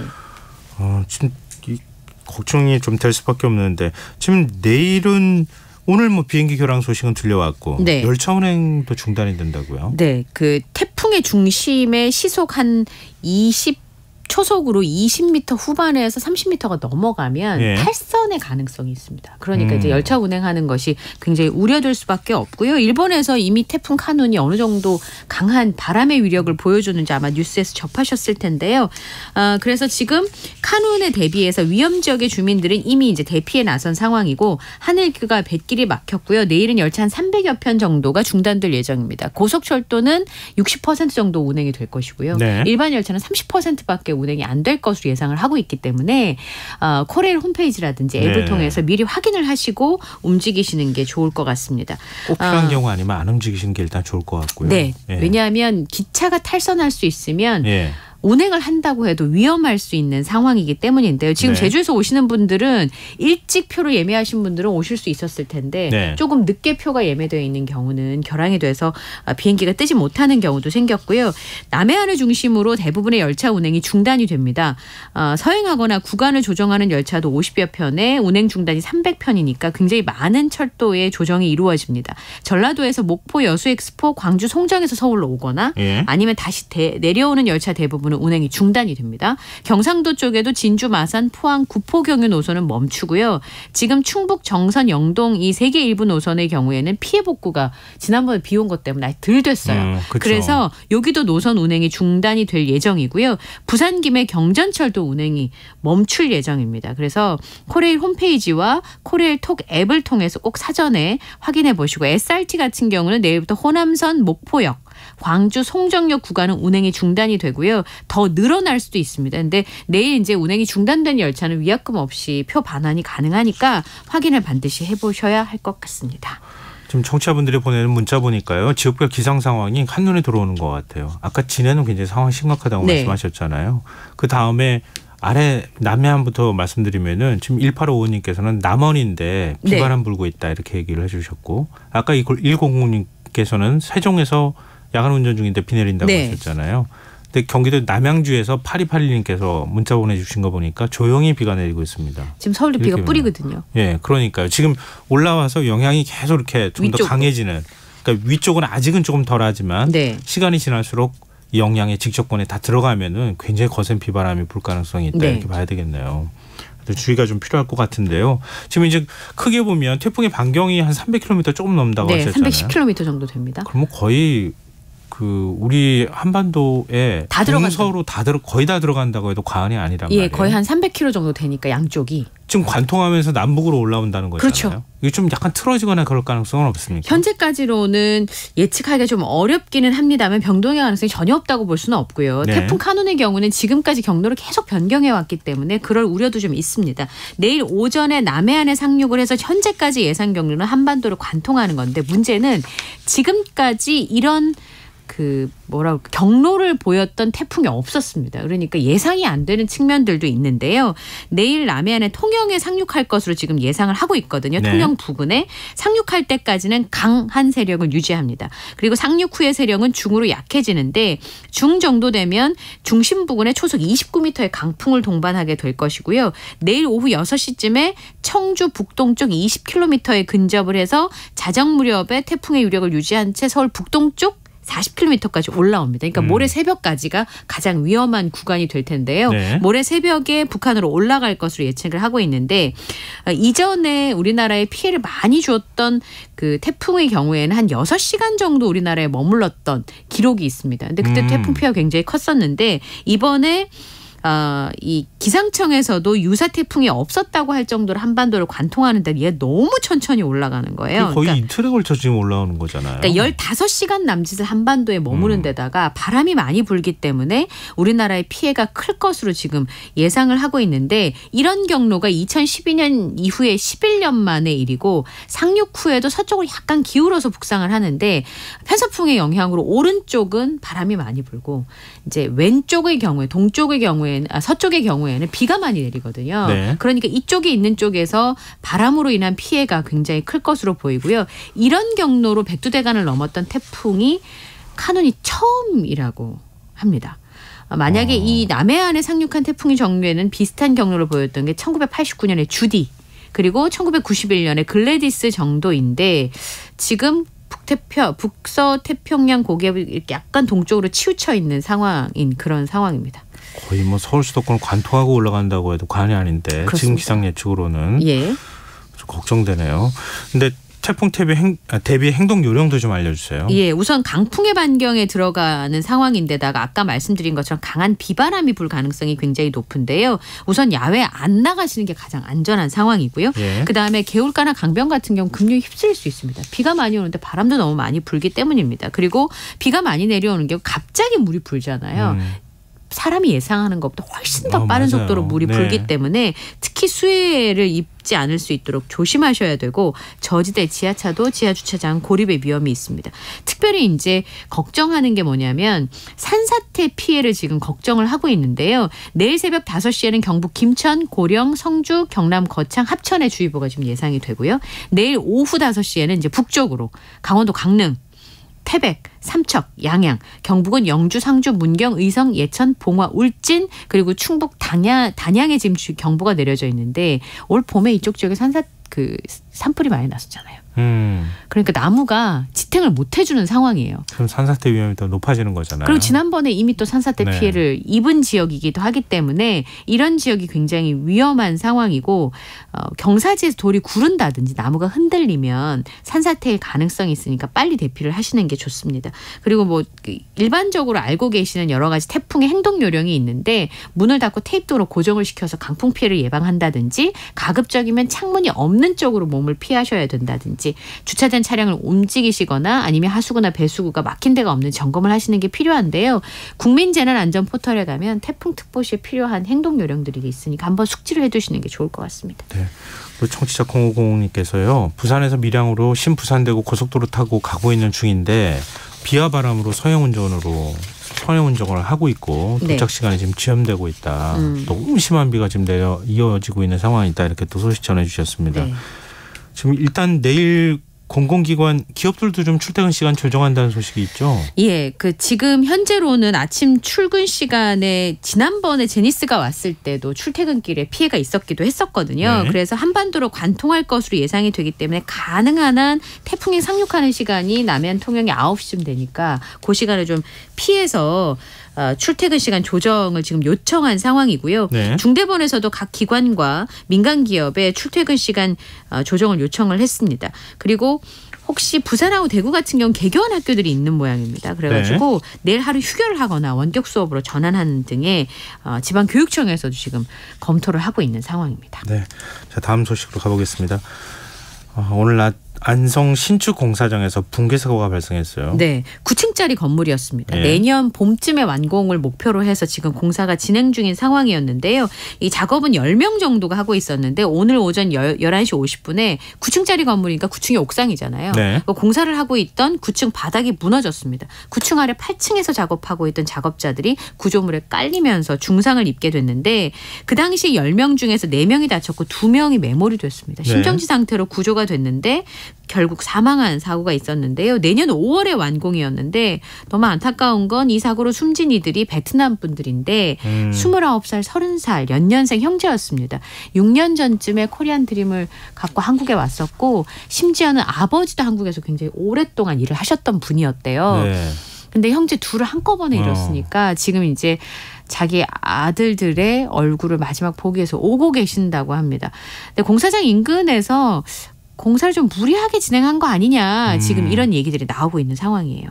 그러니까 어찌됐든 간에 밑에 지탱을 못 해줬던가 네. 위에서 뭔가 그러니까 콘크리트 타설할 때 잘못했던가 뭐 네. 이런 거 아닙니까? 그래서 비가 오고 그런데도 계속 건물이 올라갔다는 거예요. 주변 주민들의 얘기는.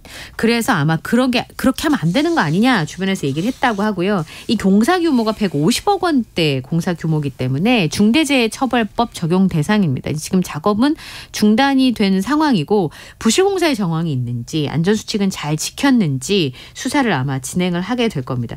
근데 이 공사장이 어제도 안전점검을 받았다는 보도가 있었습니다. 네. 그런데 지금 인명사고가 발생을 했는데 공사 관계자의 설명으로는 안전점검을 할 때 별 이상이 없었다는 주장을 지금 하고 있거든요. 네. 그래서 이 상인들의 얘기와는 좀 배치되는 측면들이 있기 때문에 앞으로 정확한 수사가 필요할 것으로 보입니다. 언제까지 이런 소식 우리가 해야 되는지 모르겠네요. 멀쩡한 공공기관에서 짓는 아파트 지하주차장이 무너지질 않나. 그러니까요. 뭐 철근을 안 집어넣었다는 얘기를 하질 않나. 이런 소식들이 계속 언제까지 이어지는지, 근본적으로 막을 방법들이 없는 건지 좀 답답해지네요. 지금 여러분께서는 KBS 라디오 김성환의 시사회와 함께하고 계십니다. 밤참 뉴스 계속 이어가겠습니다.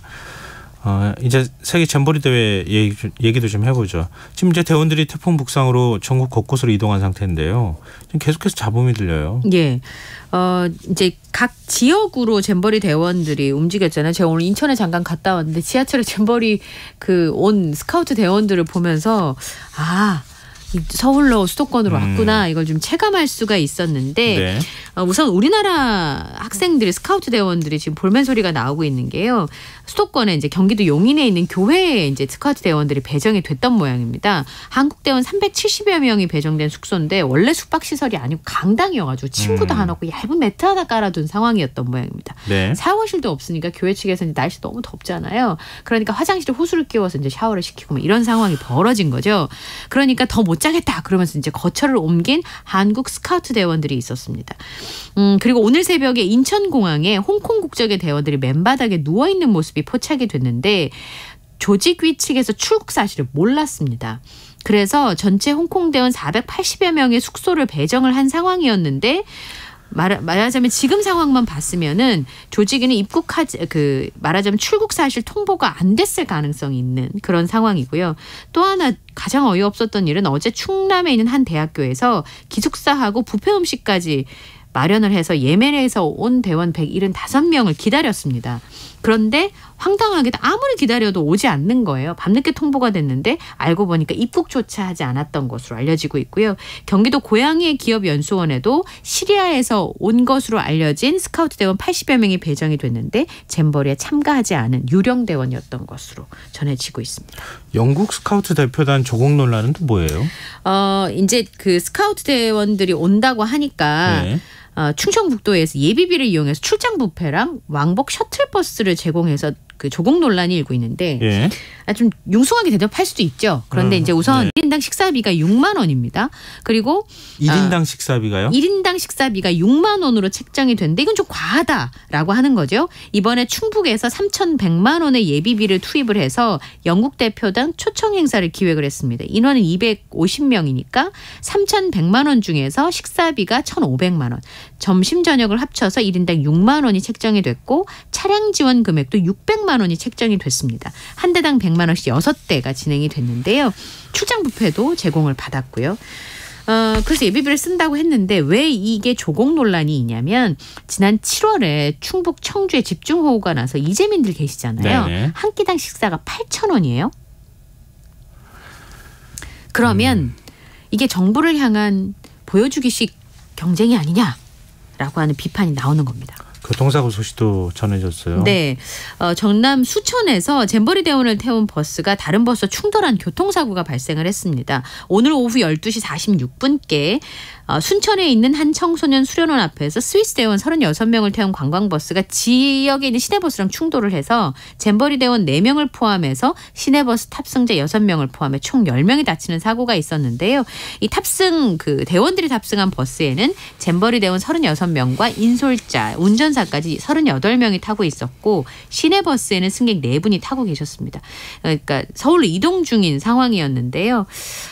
그래서 새만금 철수가 늦어질 수밖에 없는 상황이어서 순천에서 하루를 보내고 서울로 이동하는 길이었는데, 이런 일들이 계속 겹치니까 시민들의 피로감이 좀 커지고 있습니다. 왜 부끄러운 국민들의 몫이 되어야 하는가, 이런 말이 생각나네요. 네. 자, 오늘 밤참수 여기까지 하겠습니다. 지금까지 이현경 뉴스캐스터와 함께했습니다. 고맙습니다. 감사합니다.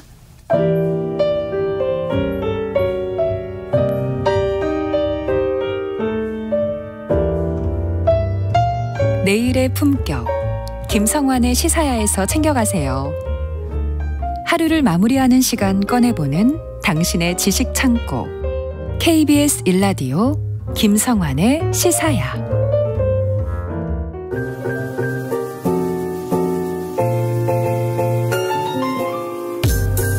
흥미로운 미술 세계로 안내해드리는 시간이죠. 미술여행 가이드. 오늘 역시 오픈갤러리 홍지혜 디렉터 함께하겠습니다. 안녕하세요. 네, 안녕하세요. 오늘 집과 관련되어 있는 얘기 해주신다고요? 네, 지난달에요. 배우 안젤리나 졸리가 뉴욕 소호 근처에서 3층 규모의 건물을 8년간 사용하겠다는 임대 계약을 체결을 했는데요. 네. 이 건물이 바로 장 미셸 바스키아가 사망하기 전까지 사용했던 건물이라서 화제가 되고 있습니다. 장 미셸 바스키아라고 하면 그래피티로 되게 유명한 예술가네요. 네, 맞아요. 네. 젊은 친구들이 요즘 너무 좋아하죠. 네. 거리의 예술가라고도 불리는데요. 그런 바스키아가 사망하기 전까지 살았던 건물이 사실은 건물 주인은 앤디 워홀이기도 했어요. 네. 앤디 워홀요? 굉장한 스토리를 가진 네. 아파트죠. 건물의 히스토리를 좀 알려드리자면요. 원래는 1904년에 지은 오래된 건물이에요. 근데 그거를 1970년에 워홀이 매입을 합니다. 네. 그런데 워홀과 바스키아는 굉장히 친하게 지냈거든요. 그 후에 1983년에 바스키아가 여기 2층에 새를 들어와요. 그래서 죽기 전까지 살았는데요. 이때가 바스키아가 23살. 거리의 예술가에서 이제 스타 잡다로 이렇게 유명해졌을 그럴 무렵인데 처음으로 거리가 아니라 진지하게 작업하고 거주할 공간을 찾은 곳이 이곳이거든요. 안타깝게도 바스키아는 사실 5년 뒤에 28살이라는 이른 나이로 생을 마감하기는 했지만요. 이 5년이 짧기는 해도 바스키아의 그 작품 세계, 네. 작품 생년 그 주기로 따지면 10여 년 정도의 5년인 셈이라서 사실은 바스키아 삶 중에서는 꽤 큰 비중을 차지했던 그런 건물인 거죠. 왜 이렇게 천재는 빨리 가는지 모르겠어요. 그러게요. 또 안젤리나 졸리가 인수하기 전에 이 건물이 어떻게 사용됐던 거예요? 가장 최근까지는요. 고급 일식 레스토랑이 입점을 해 있었어요. 예. 이게 시장에 나온 게 작년 11월인데 예. 그 사이에 졸리가 6개월간 여러 번 직접 방문을 했다고 하더라고요. 그리고 거래가 이제 성사가 얼마 전에 된 것이 기사가 났는데 네. 다들 규모나 월세 좀 궁금해 하시더라고요. 아무래도 비쌀 거야 이렇게 생각하실 것 같아요. 그러니까요. 뉴욕의 이스트 빌리지와 소호 사이에 총 6,600제곱 피트, 우리나라로 따지면 이제 180평 정도. 아주 넓진 않네요. 그렇죠. 네. 네. 그리고 월 6만 달러. 그러니까 월 한 7,500에서 8천만 원 사이라고 하는데요. 임대료가요? 네. 엄청나게 비싸네요. 워낙 뉴욕이 또 비싸지 않습니까? 예. 네. 그래도 생각보다는 좀 저렴하거나 좀 작거나 이럴 수도 있겠다라고 생각을 했는데요. 여기가요. 높은 천장과 채광이 매력적인 그 개방형 로프트 형태의 건물이에요. 근데 건물 외벽에는 그 바스키아가 친구와 결성했던 그래피티 그룹의 손길로 완성된 벽화도 있고요. 네. 그리고 2016년에는 이제 시에서 여기에 바스키아 명판도 설치를 했어요. 바스키아가 살았다라고 하면서. 그걸 모두 갖는 거예요? 건물 사면? 네. 근데 건물을 졸리가 이제 산 거는 아니고 이제 네. 8년간 임대를 한 거기는 임대를. 한데요. 어쨌든 건물 외관은 그대로 유지하면서 내부 공간만 탈바꿈할 예정이라고 합니다. 그럼 그냥 사지. 아마 안 팔지 않으셨을까요? 네. 그럴 수도 있겠네요. 여기서 네. 무엇을 하려나 궁금하실 텐데요. 안젤리나 졸리는 여기에 아텔리에 졸리라고 하는 학교를 운영할 예정이라고 해요. 네. 충분한 일거리를 얻지 못하는 재단사나 예술가들을 위한 학교라고 하는데요. 그러고 보면은 젊고 재능 있지만 차별과 편견에 좀 이렇게 저항했던 그런 바스키아가 처음이자 마지막으로 정착했던 공간이라는 점에서 아마 그 에너지를 이어받고 싶지 않았나 하는 생각이 듭니다. 흑인이기도 하고 미국 사회가 네, 맞아요. 그 당시에는 특히 요즘은 많이 좋아졌지만 그때는 정말 요즘도 뭐 여전하다는 얘기 많이 나오니까. 네. 그러니까 그런 부분들에 관해서 맞아요. 표현했던 예술가이기도 했었고 그래서 네. 어찌 보면 지금도 더 뒤늦게 많은 분들이 주목하지 않나 이런 생각이 드는데요. 맞아요. 사실 그 금액이면은 다른 곳에 더 넓은 이제 그런 건물을 임대를 할 수도 있었을 텐데 굳이 이곳에 이제 임대를 한 이유는 아마도 그런 정신성 이런 걸 좀 중요하게 생각하지 않았나 하는데요. 네. 그래서 제가 오늘 가져온 주제는 집입니다. 집. 예술가의 집이라는 것이 예술가의 작은 세상이잖아요. 그렇죠. 네, 그래서 예술가들의 집은 보통 추후에는 미술관이나 유적지처럼 보존이 되고는 하는데요. 그렇죠. 그 중에서는 재밌는 스토리가 있는 집 이야기 탑3를 한번 뽑아봤어요. 그래요? 네, 일명 비싼 집, 예쁜 집, 섬뜩한 집 이렇게 꼭 뽑아봤습니다. 궁금한데요. 비싼 집, 예쁜 집, 섬뜩한 집 중에서 어떤 거를 먼저 소개해 주시지? 제가 맞춰볼까요? 차례대로. 예쁜 집은 아닐까요? 예쁜 집 대신에 비싼 집이 사실 궁금하실 것 같아요. 비싼 집 좋아하시는군요. 네. 우선 비싼 집 이야기를 먼저 해보겠습니다. 네. 사실 좋은 집, 비싼 집에 살고 있는 작가들 너무 많습니다. 그런데요. 오늘은 순전히 재능 하나로 빠르게 건물주가 되었던 작가 이야기를 하려고 하는데요. 네. 그 주인공은 바로 렘브란트입니다. 렘브란트요? 네. 렘브란트가 건물주라니 되게 매칭이 안 되시죠? 그리고 렘브란트는 말년이 그렇게 안 좋았던 작가로 알고 맞습니다. 있는데. 근데 그 비싼 집을 샀다고요? 네, 이야기를 해드릴게요. 예. 렘브란트가요, 독보적인 빛을 강조한 초상화로 유명하잖아요. 그렇죠. 자기 초상화도 엄청나게 많이 네, 그렸으니까. 그가 활동했던 시기에는 카메라가 통용되지 않았기 때문에 독보적인 그에게는 고가의 초상화 주문이 물밀듯이 쏟아졌습니다.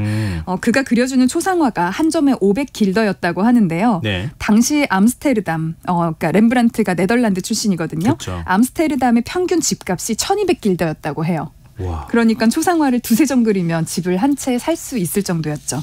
사실 모든 초상화가 그랬던 건 아니고요. 예. 다른 작가들의 초상화는 한 100길더 정도였는데 렘브란트한테 의뢰를 하면 500길더인 거예요. 5배를 더 줘야 된다. 네.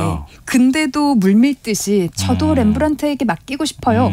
이렇게 하다 보니까 그야말로 고액 연봉자였다고 하는데요. 네. 그래서 말년은 그렇게 알고 계시지만 사실은 젊었을 때 33살에 젊은 나이에 네덜란드 암스테르담의 신흥 부촌에 4층짜리 대저택까지 소유하게 됩니다. 네. 지상 3층, 지하 1층의 이 건물의 당시 가격은 13,000길더. 그러니까 당시 집값이 1200이라 그랬잖아요. 네. 그러니까 굉장히 비싼 건물이었던 한 10배 거죠. 정도 비싼 초호화 건물이요. 주택 같은 이제 그러네요. 건물주였는데요. 예. 렘브란트가 이곳에서 50대 중반까지 이제 21년간 살았습니다.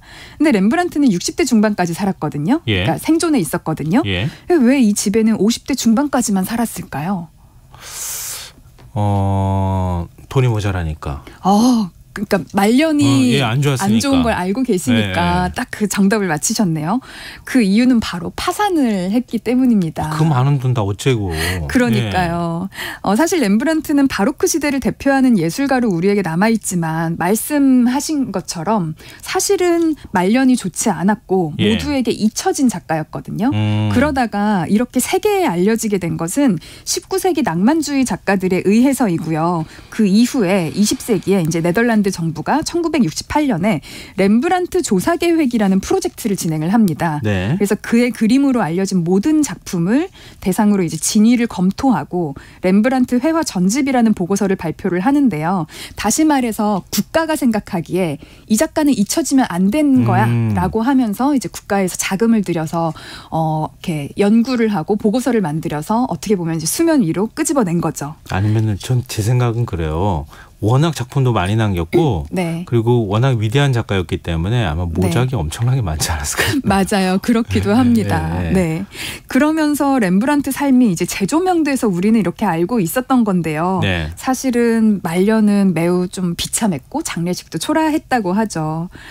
렘브란트의 이런 그래도 이제 정부가 나설 만큼의 위대함은 바로 빛과 어둠의 화가라는 그의 별명에 있는데요. 네. 동시대의 다른 화가랑은 비교가 불가할 정도로 색과 묘사와 빛의 표현이 남달랐습니다. 빛을 한 곳에서만 준 듯한 조명이 이제 맞아요. 유화에 적용이 돼 있는데요. 네. 우리는 굉장히 익숙한 조명이에요. 이를테면 프로필 사진을 찍으러 가거나 뭐 증명 사진을 찍으러 가도 이렇게 한쪽에서 조명을 쳐서 네. 그러니까 얼굴의 45도 각도 위에서 하게 되면 한쪽은 얼굴이 밝고 한쪽은 예. 어둡게 되면서 굉장히 입체적이잖아요. 예. 그게 익숙하지만 그 당시 초상화에서는 렘브란트가 고안한 조명법인 거죠. 그래서 그거를 사진씬에서는 렘브란트 조명이라고 부르기까지 하거든요. 그렇군요. 네. 그래서 어쨌든 이렇게 당대에도 후대에도 그의 가장 위대한 이제 업적은 조명이 독특한 그런 초상화인데요. 왜 파산을 했는가? 하면은 사실은 두 가지 이유를 뽑을 수가 있습니다. 네. 하나는 투자를 잘못했다고 하고요. 네. 또 하나는요. 인생의 최고의 작품으로 알려진 더 나이트 워치라는 작품이 있어요. 네. 예전에는 야경이라고 번역이 네. 됐고 요즘에는 야간 순찰로 번역을 하고 있는데 이 작품 때문에 이제 파산을 했다고 볼 수가 있죠. 근데 전 직접 볼 기회가 있었는데 그림이 정말요? 너무 커서 네. 깜짝 놀랐어요. 너무 부럽습니다. 그걸 실제로 보시다니. 그러니까 백열등을 앞에서 그 아까 레므란트 조명 각도 있잖아요. 네, 그렇게 이렇게 딱 켜놓은 것 같은. 네. 지금도 굉장히 수백 년이 지났지만 그 네. 그림색이 그대로 살아있는 거에 대해서 깜짝 놀란 기억이 있는데요. 평면이지만 깊이감이 확 느껴지는 맞아요. 그런 작품이죠. 예. 근데 그 그림 때문에 파산을 했다니요. 이게 무슨 말씀이세요? 그러니까요. 이해가 안 가시죠? 심지어 이 작품은 네덜란드 국립미술관에 걸려있을 정도로 렘브란트에게는 중요한 대작인데요. 당시에는 혹평을 받았습니다. 이 작품은 여러 명이 등장하는 집단 초상화인데요. 그 프란스 반닌코크 대장과 민병대를 그린 그림이에요. 그러니까 민병대가 자체적으로 모여서 나라를 지키는 이제 그런 게 조직인데 야간 순찰을 하는 장면인데요. 등장인물 모두가 말씀하신 것처럼 살아 숨쉬는 듯 그런 극적으로 그려진 그런 작품이거든요. 당시에 그려진 다른 민병대 작품들도 꽤 있는데 비교를 해보면 다 너무 단조로운데 이 작품만은 화면의 구성이나 인물의 동작들이 어느 하나 손색이 없을 정도로 이제 예술성이 높아요. 자연스럽고. 그런데 문제는요. 이 작품을 민병대가 직접 의뢰를 했거든요. 총 16명이요. 100길더씩 모아서 의뢰를 한 1600길더짜리 대작이에요. 생각을 해보세요. 집 한 채 값보다 더 비싼 돈을 주고 그린 거네요. 네. 아주 비싼 돈을 들여서 16명이 차곡차곡 이렇게 각각 십시일반 모았어요. 그러면서 의뢰한 작품에 자신이 어떻게 그려지길 바랬을까요? 당연히 멋지게 그려지길 바랬겠죠. 네, 근데 우리가 볼 때는 지금 막 이런 누군가는 깃발을 들고 누군가는 막 앞장서고 이런 것이 전체적으로 너무나 조화롭고 멋지지만 한 명 한 명 본인의 얼굴과 그 늠름한 모습이 잘 표현돼 있진 않잖아요. 뒤에 있는 인물은 조금 더 이제 조명에 의려서 어둡게 느껴지기도 하고 왜 누구만 센터에 있어? 왜 나는 가장자리에 있는가? 똑같이 베끼고 허리에다 손을 쥐고 이렇게 다리 약간 이렇게 뭐랄까 한쪽 다리만 내밀고 있거나 그러니까요. 그렇게 앞쪽에서 그렇게 조명을 받는 사람은 굉장히 기분이 좋겠지만 뒤쪽으로 들어간 사람은 그렇지 않았을 거라는 거 아니에요? 네, 맞아요. 그래서 당시에 민병대들이 의뢰해서 그린 그림들을 보면요. 다 얼굴이 정면을 보고 있어요. 그러니까 되게 어색하고 경직돼 보이겠죠. 네네. 하지만 그들은 그게 만족스러웠던 거죠. 본인의 얼굴이 정확하게 나와 있는. 그렇죠. 근데 렘브란트의 그림은 얼굴이 뒤쪽에 있는 사람은 너무 작고 어둡게 그려져서 누군지 알아볼 수도 없을 것 같으니까 이게 동작이 멋있건 화면의 구성이 어쨌건 불만스러운 거예요. 내가 앞에 갔어야 하고 나를 뽀샵해줘도 모자랄 판인데 지금 이렇게 어둡게 그리면 되느냐. 그러게요. 그 당시에도 센터 욕심은 다들 있었던 것 같습니다. 결국은 그렇게 되는 거 아니에요. 돈 못 내! 뭐 이렇게 되는 네, 거잖아요. 그래서 민병대로부터 악평을 받았는데 이게 사회적으로 영향력이 있는 사람들이었거든요. 민병대가. 그쵸. 그러니까 평론가들도 그의 작품을 비난을 하게 되는데요.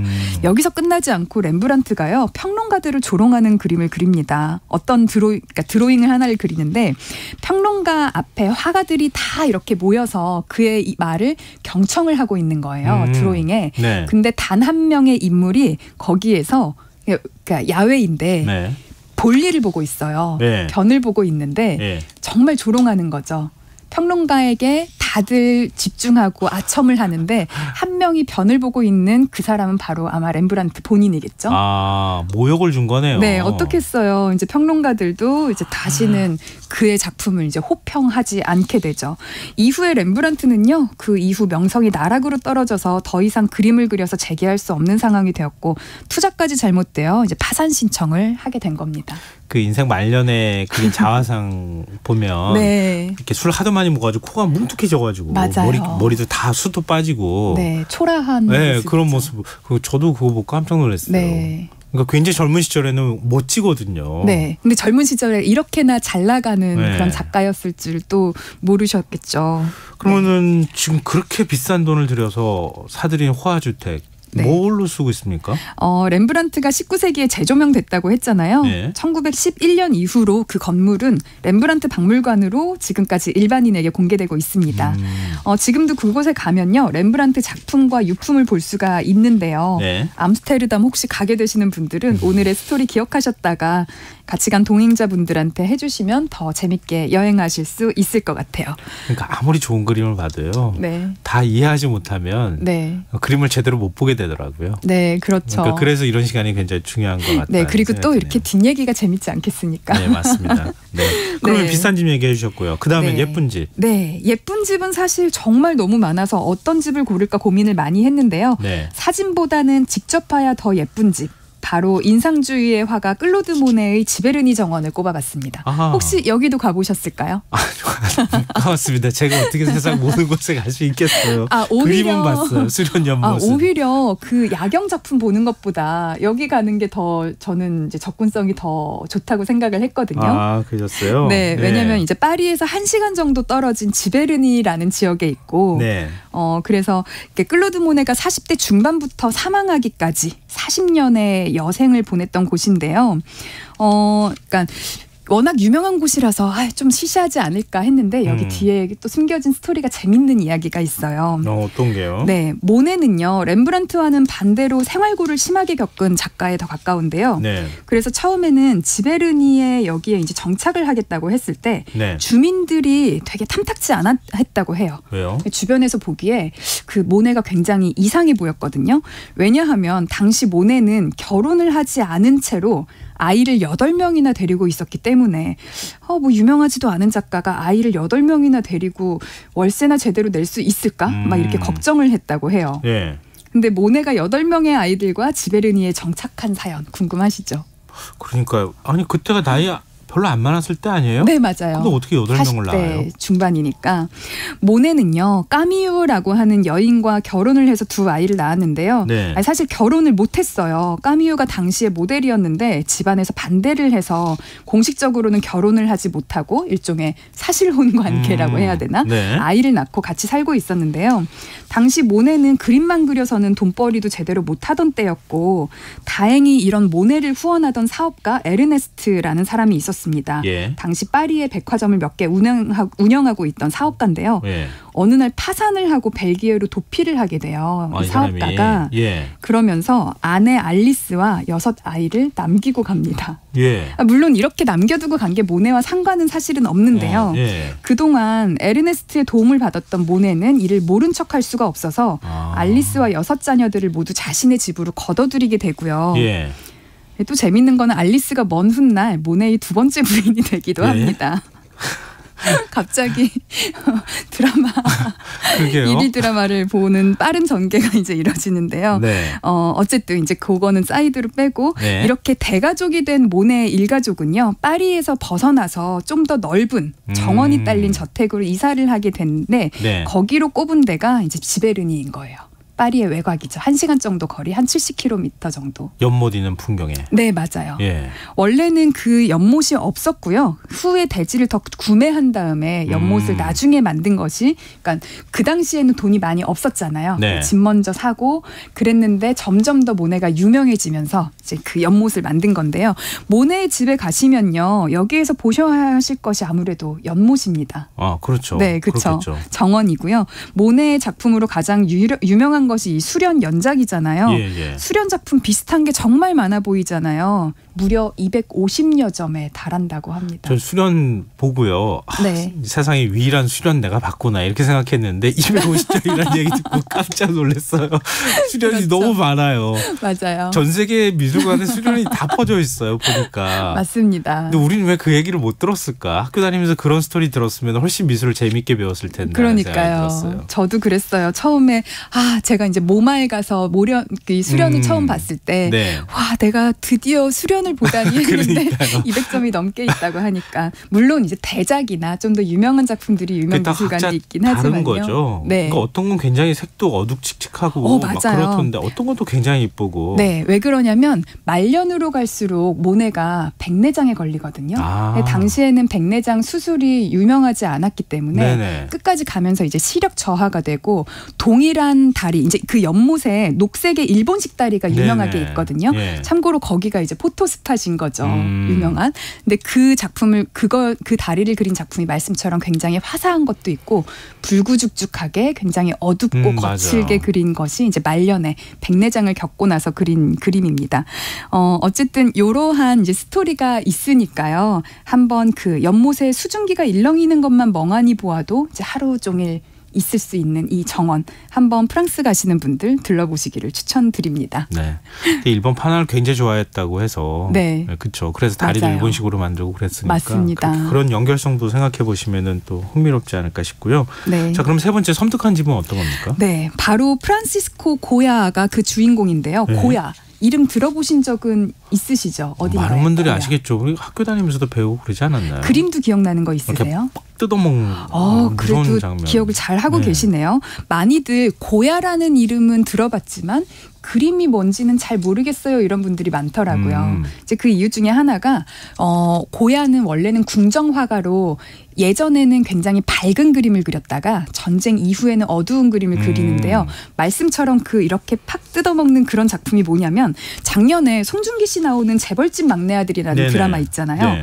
거기에 배우 박지현 씨가 절망한 아들에게 무서운 그림 하나를 보여주는데 예. 한 노인이 아들을 잡아먹고 있는 그림이에요. 그게 자식을 잡아먹는 크로노스라는 그리스 로마 신화의 이야기를 그린 건데요. 그걸 많은 분들이 기억하실 거예요. 네, 일종의 그러니까 자기 자식을 자기 뱃속에 가둬서 통제하는 그런 스토리인데 굉장히 이렇게 그로테스크하게 그려진 작품이죠. 고야는 스페인의 궁정화가였던 만큼 그림을 정말 잘 그렸고요. 네. 왕족들을 그 전에는 화사하게 화려하게 그리다가 1808년에 발발한 반도 전쟁의 참상을 겪으면서 그때부터 주제와 색조 모두 급격하게 어두워집니다. 이때부터 일명 검은 그림만 그리게 되는데요. 네. 전쟁을 겪으면서 프랑스 군인의 만행과 아니면 자국민들의 만행까지 보면서 이성이라는 이름 뒤에 가려진 광기를 담아내기 시작한 거죠. 네. 그러고 나서 마드리드 외곽에 청각 장애인이 살던 저택을 하나 구매를 하는데요. 네. 사실 고야도 이때 그 청각 장애가 생기게 되어요. 그래요? 네, 그러면서 이 자택이 원래는 화사했던 집인데 벽에 회반죽을 발라서 벽을 캔버스 삼고 4년간 운둔하면서 홀로 그림을 그리기 시작합니다. 귀도 들리지 않는 적막함 속에서 예. 노인이 된 화가가 4년간 검은 그림만 계속 그린다. 약간 공포스럽지 않으세요? 예. 어떤 그림을 그렸을까요? 네, 이곳에서 그린 그림이요. 모두 14점인데요. 그중에 네. 한 2점만 소개를 해드리자면요. 모두 다 검은 그림만 그렸어요. 예. 한 작품은 출입구로 들어가면 왼쪽에 있는 4m 크기의 대작 마녀들의 집회라는 작품인데요. 네. 가운데 염소가 있고 마녀들이 막 집회를 하고 있는데 뭔가 불안에 떨고 있는 그런 모습이고요. 그리고 또 가장 유명한 작품이 지금 말씀드린 자식을 잡아먹는 크로노스 작품도 이곳에 있습니다. 네. 그래서 다른 작품들도 굉장히 이제 칠흑 같은 어둠 속에 있는 그런 작품들, 강아지를 그리거나 염소를 그리거나 아니면 노인을 그리거나 주제는 그러니까 소재들은 다양한데 모두 다 검은 그림이에요. 그래서 이렇게 검은 그림의 연작으로 유명한데요. 사실요. 이곳 가보고 싶지 않으세요? 무섭지만. 가보고 싶어요, 저는. 그쵸. 근데 워낙 충격적인 느낌을 주는 그림이잖아요. 네, 고야랑 화가도 독특하고. 맞아요. 인간의 가장 어두운 모습을 제일 잘 그린 화가가 아마 프란시스코 고야가 아닐까 생각이 드는데요. 네. 사실 약간은 안타깝게도 이 저택에 있던 검은 그림들은요. 예. 모두 다 잘 떼어져서 지금은 스페인의 프라도 미술관에 있다고 합니다. 거기다 둘 수가 없었나 보다. 너무 좋아서. 글쎄요. 저는 뒀다면 더 재밌는 일이 되지 않을까 싶기는 한데요. 아마 너무 중요한 작품이라서 잘 떼어내서 미술관에 공식적으로 이제 좀 이렇게 아카이빙을 해둔 게 아닐까 싶어요. 하기야 그 건물은 계속 팔렸을 수 있잖아요. 맞아요. 그러다 보면은 뭐 그림이 훼손될 가능성도 있고 하니까. 네, 맞습니다. 우리가 보관해야 돼. 그리고 가져가서 보관한 거 이렇게 하지 않았을까 싶은데 화가의 집에도 이렇게 흥미로운 스토리들이 숨어 있다는 생각을 별로 안 해봤었는데 네. 다음부터는 좀 관심을 가져야겠는데요. 네, 재미있으실 것 같아요. 여행하시면서도. 맞습니다. 여행할 때 한번 가보시면 어떨까 싶습니다. 자, 오늘 미슐랭 가이드 오픈 갤러리 홍재 디렉터와 함께했습니다. 고맙습니다. 네, 감사합니다. 김성환의 시사야 오늘 순서 여기서 마칩니다. 모바일 쿠폰 당첨자는 홈페이지 공지사항에서 확인하실 수 있습니다. 지금까지 시사평론가 김성환이었습니다. 고맙습니다.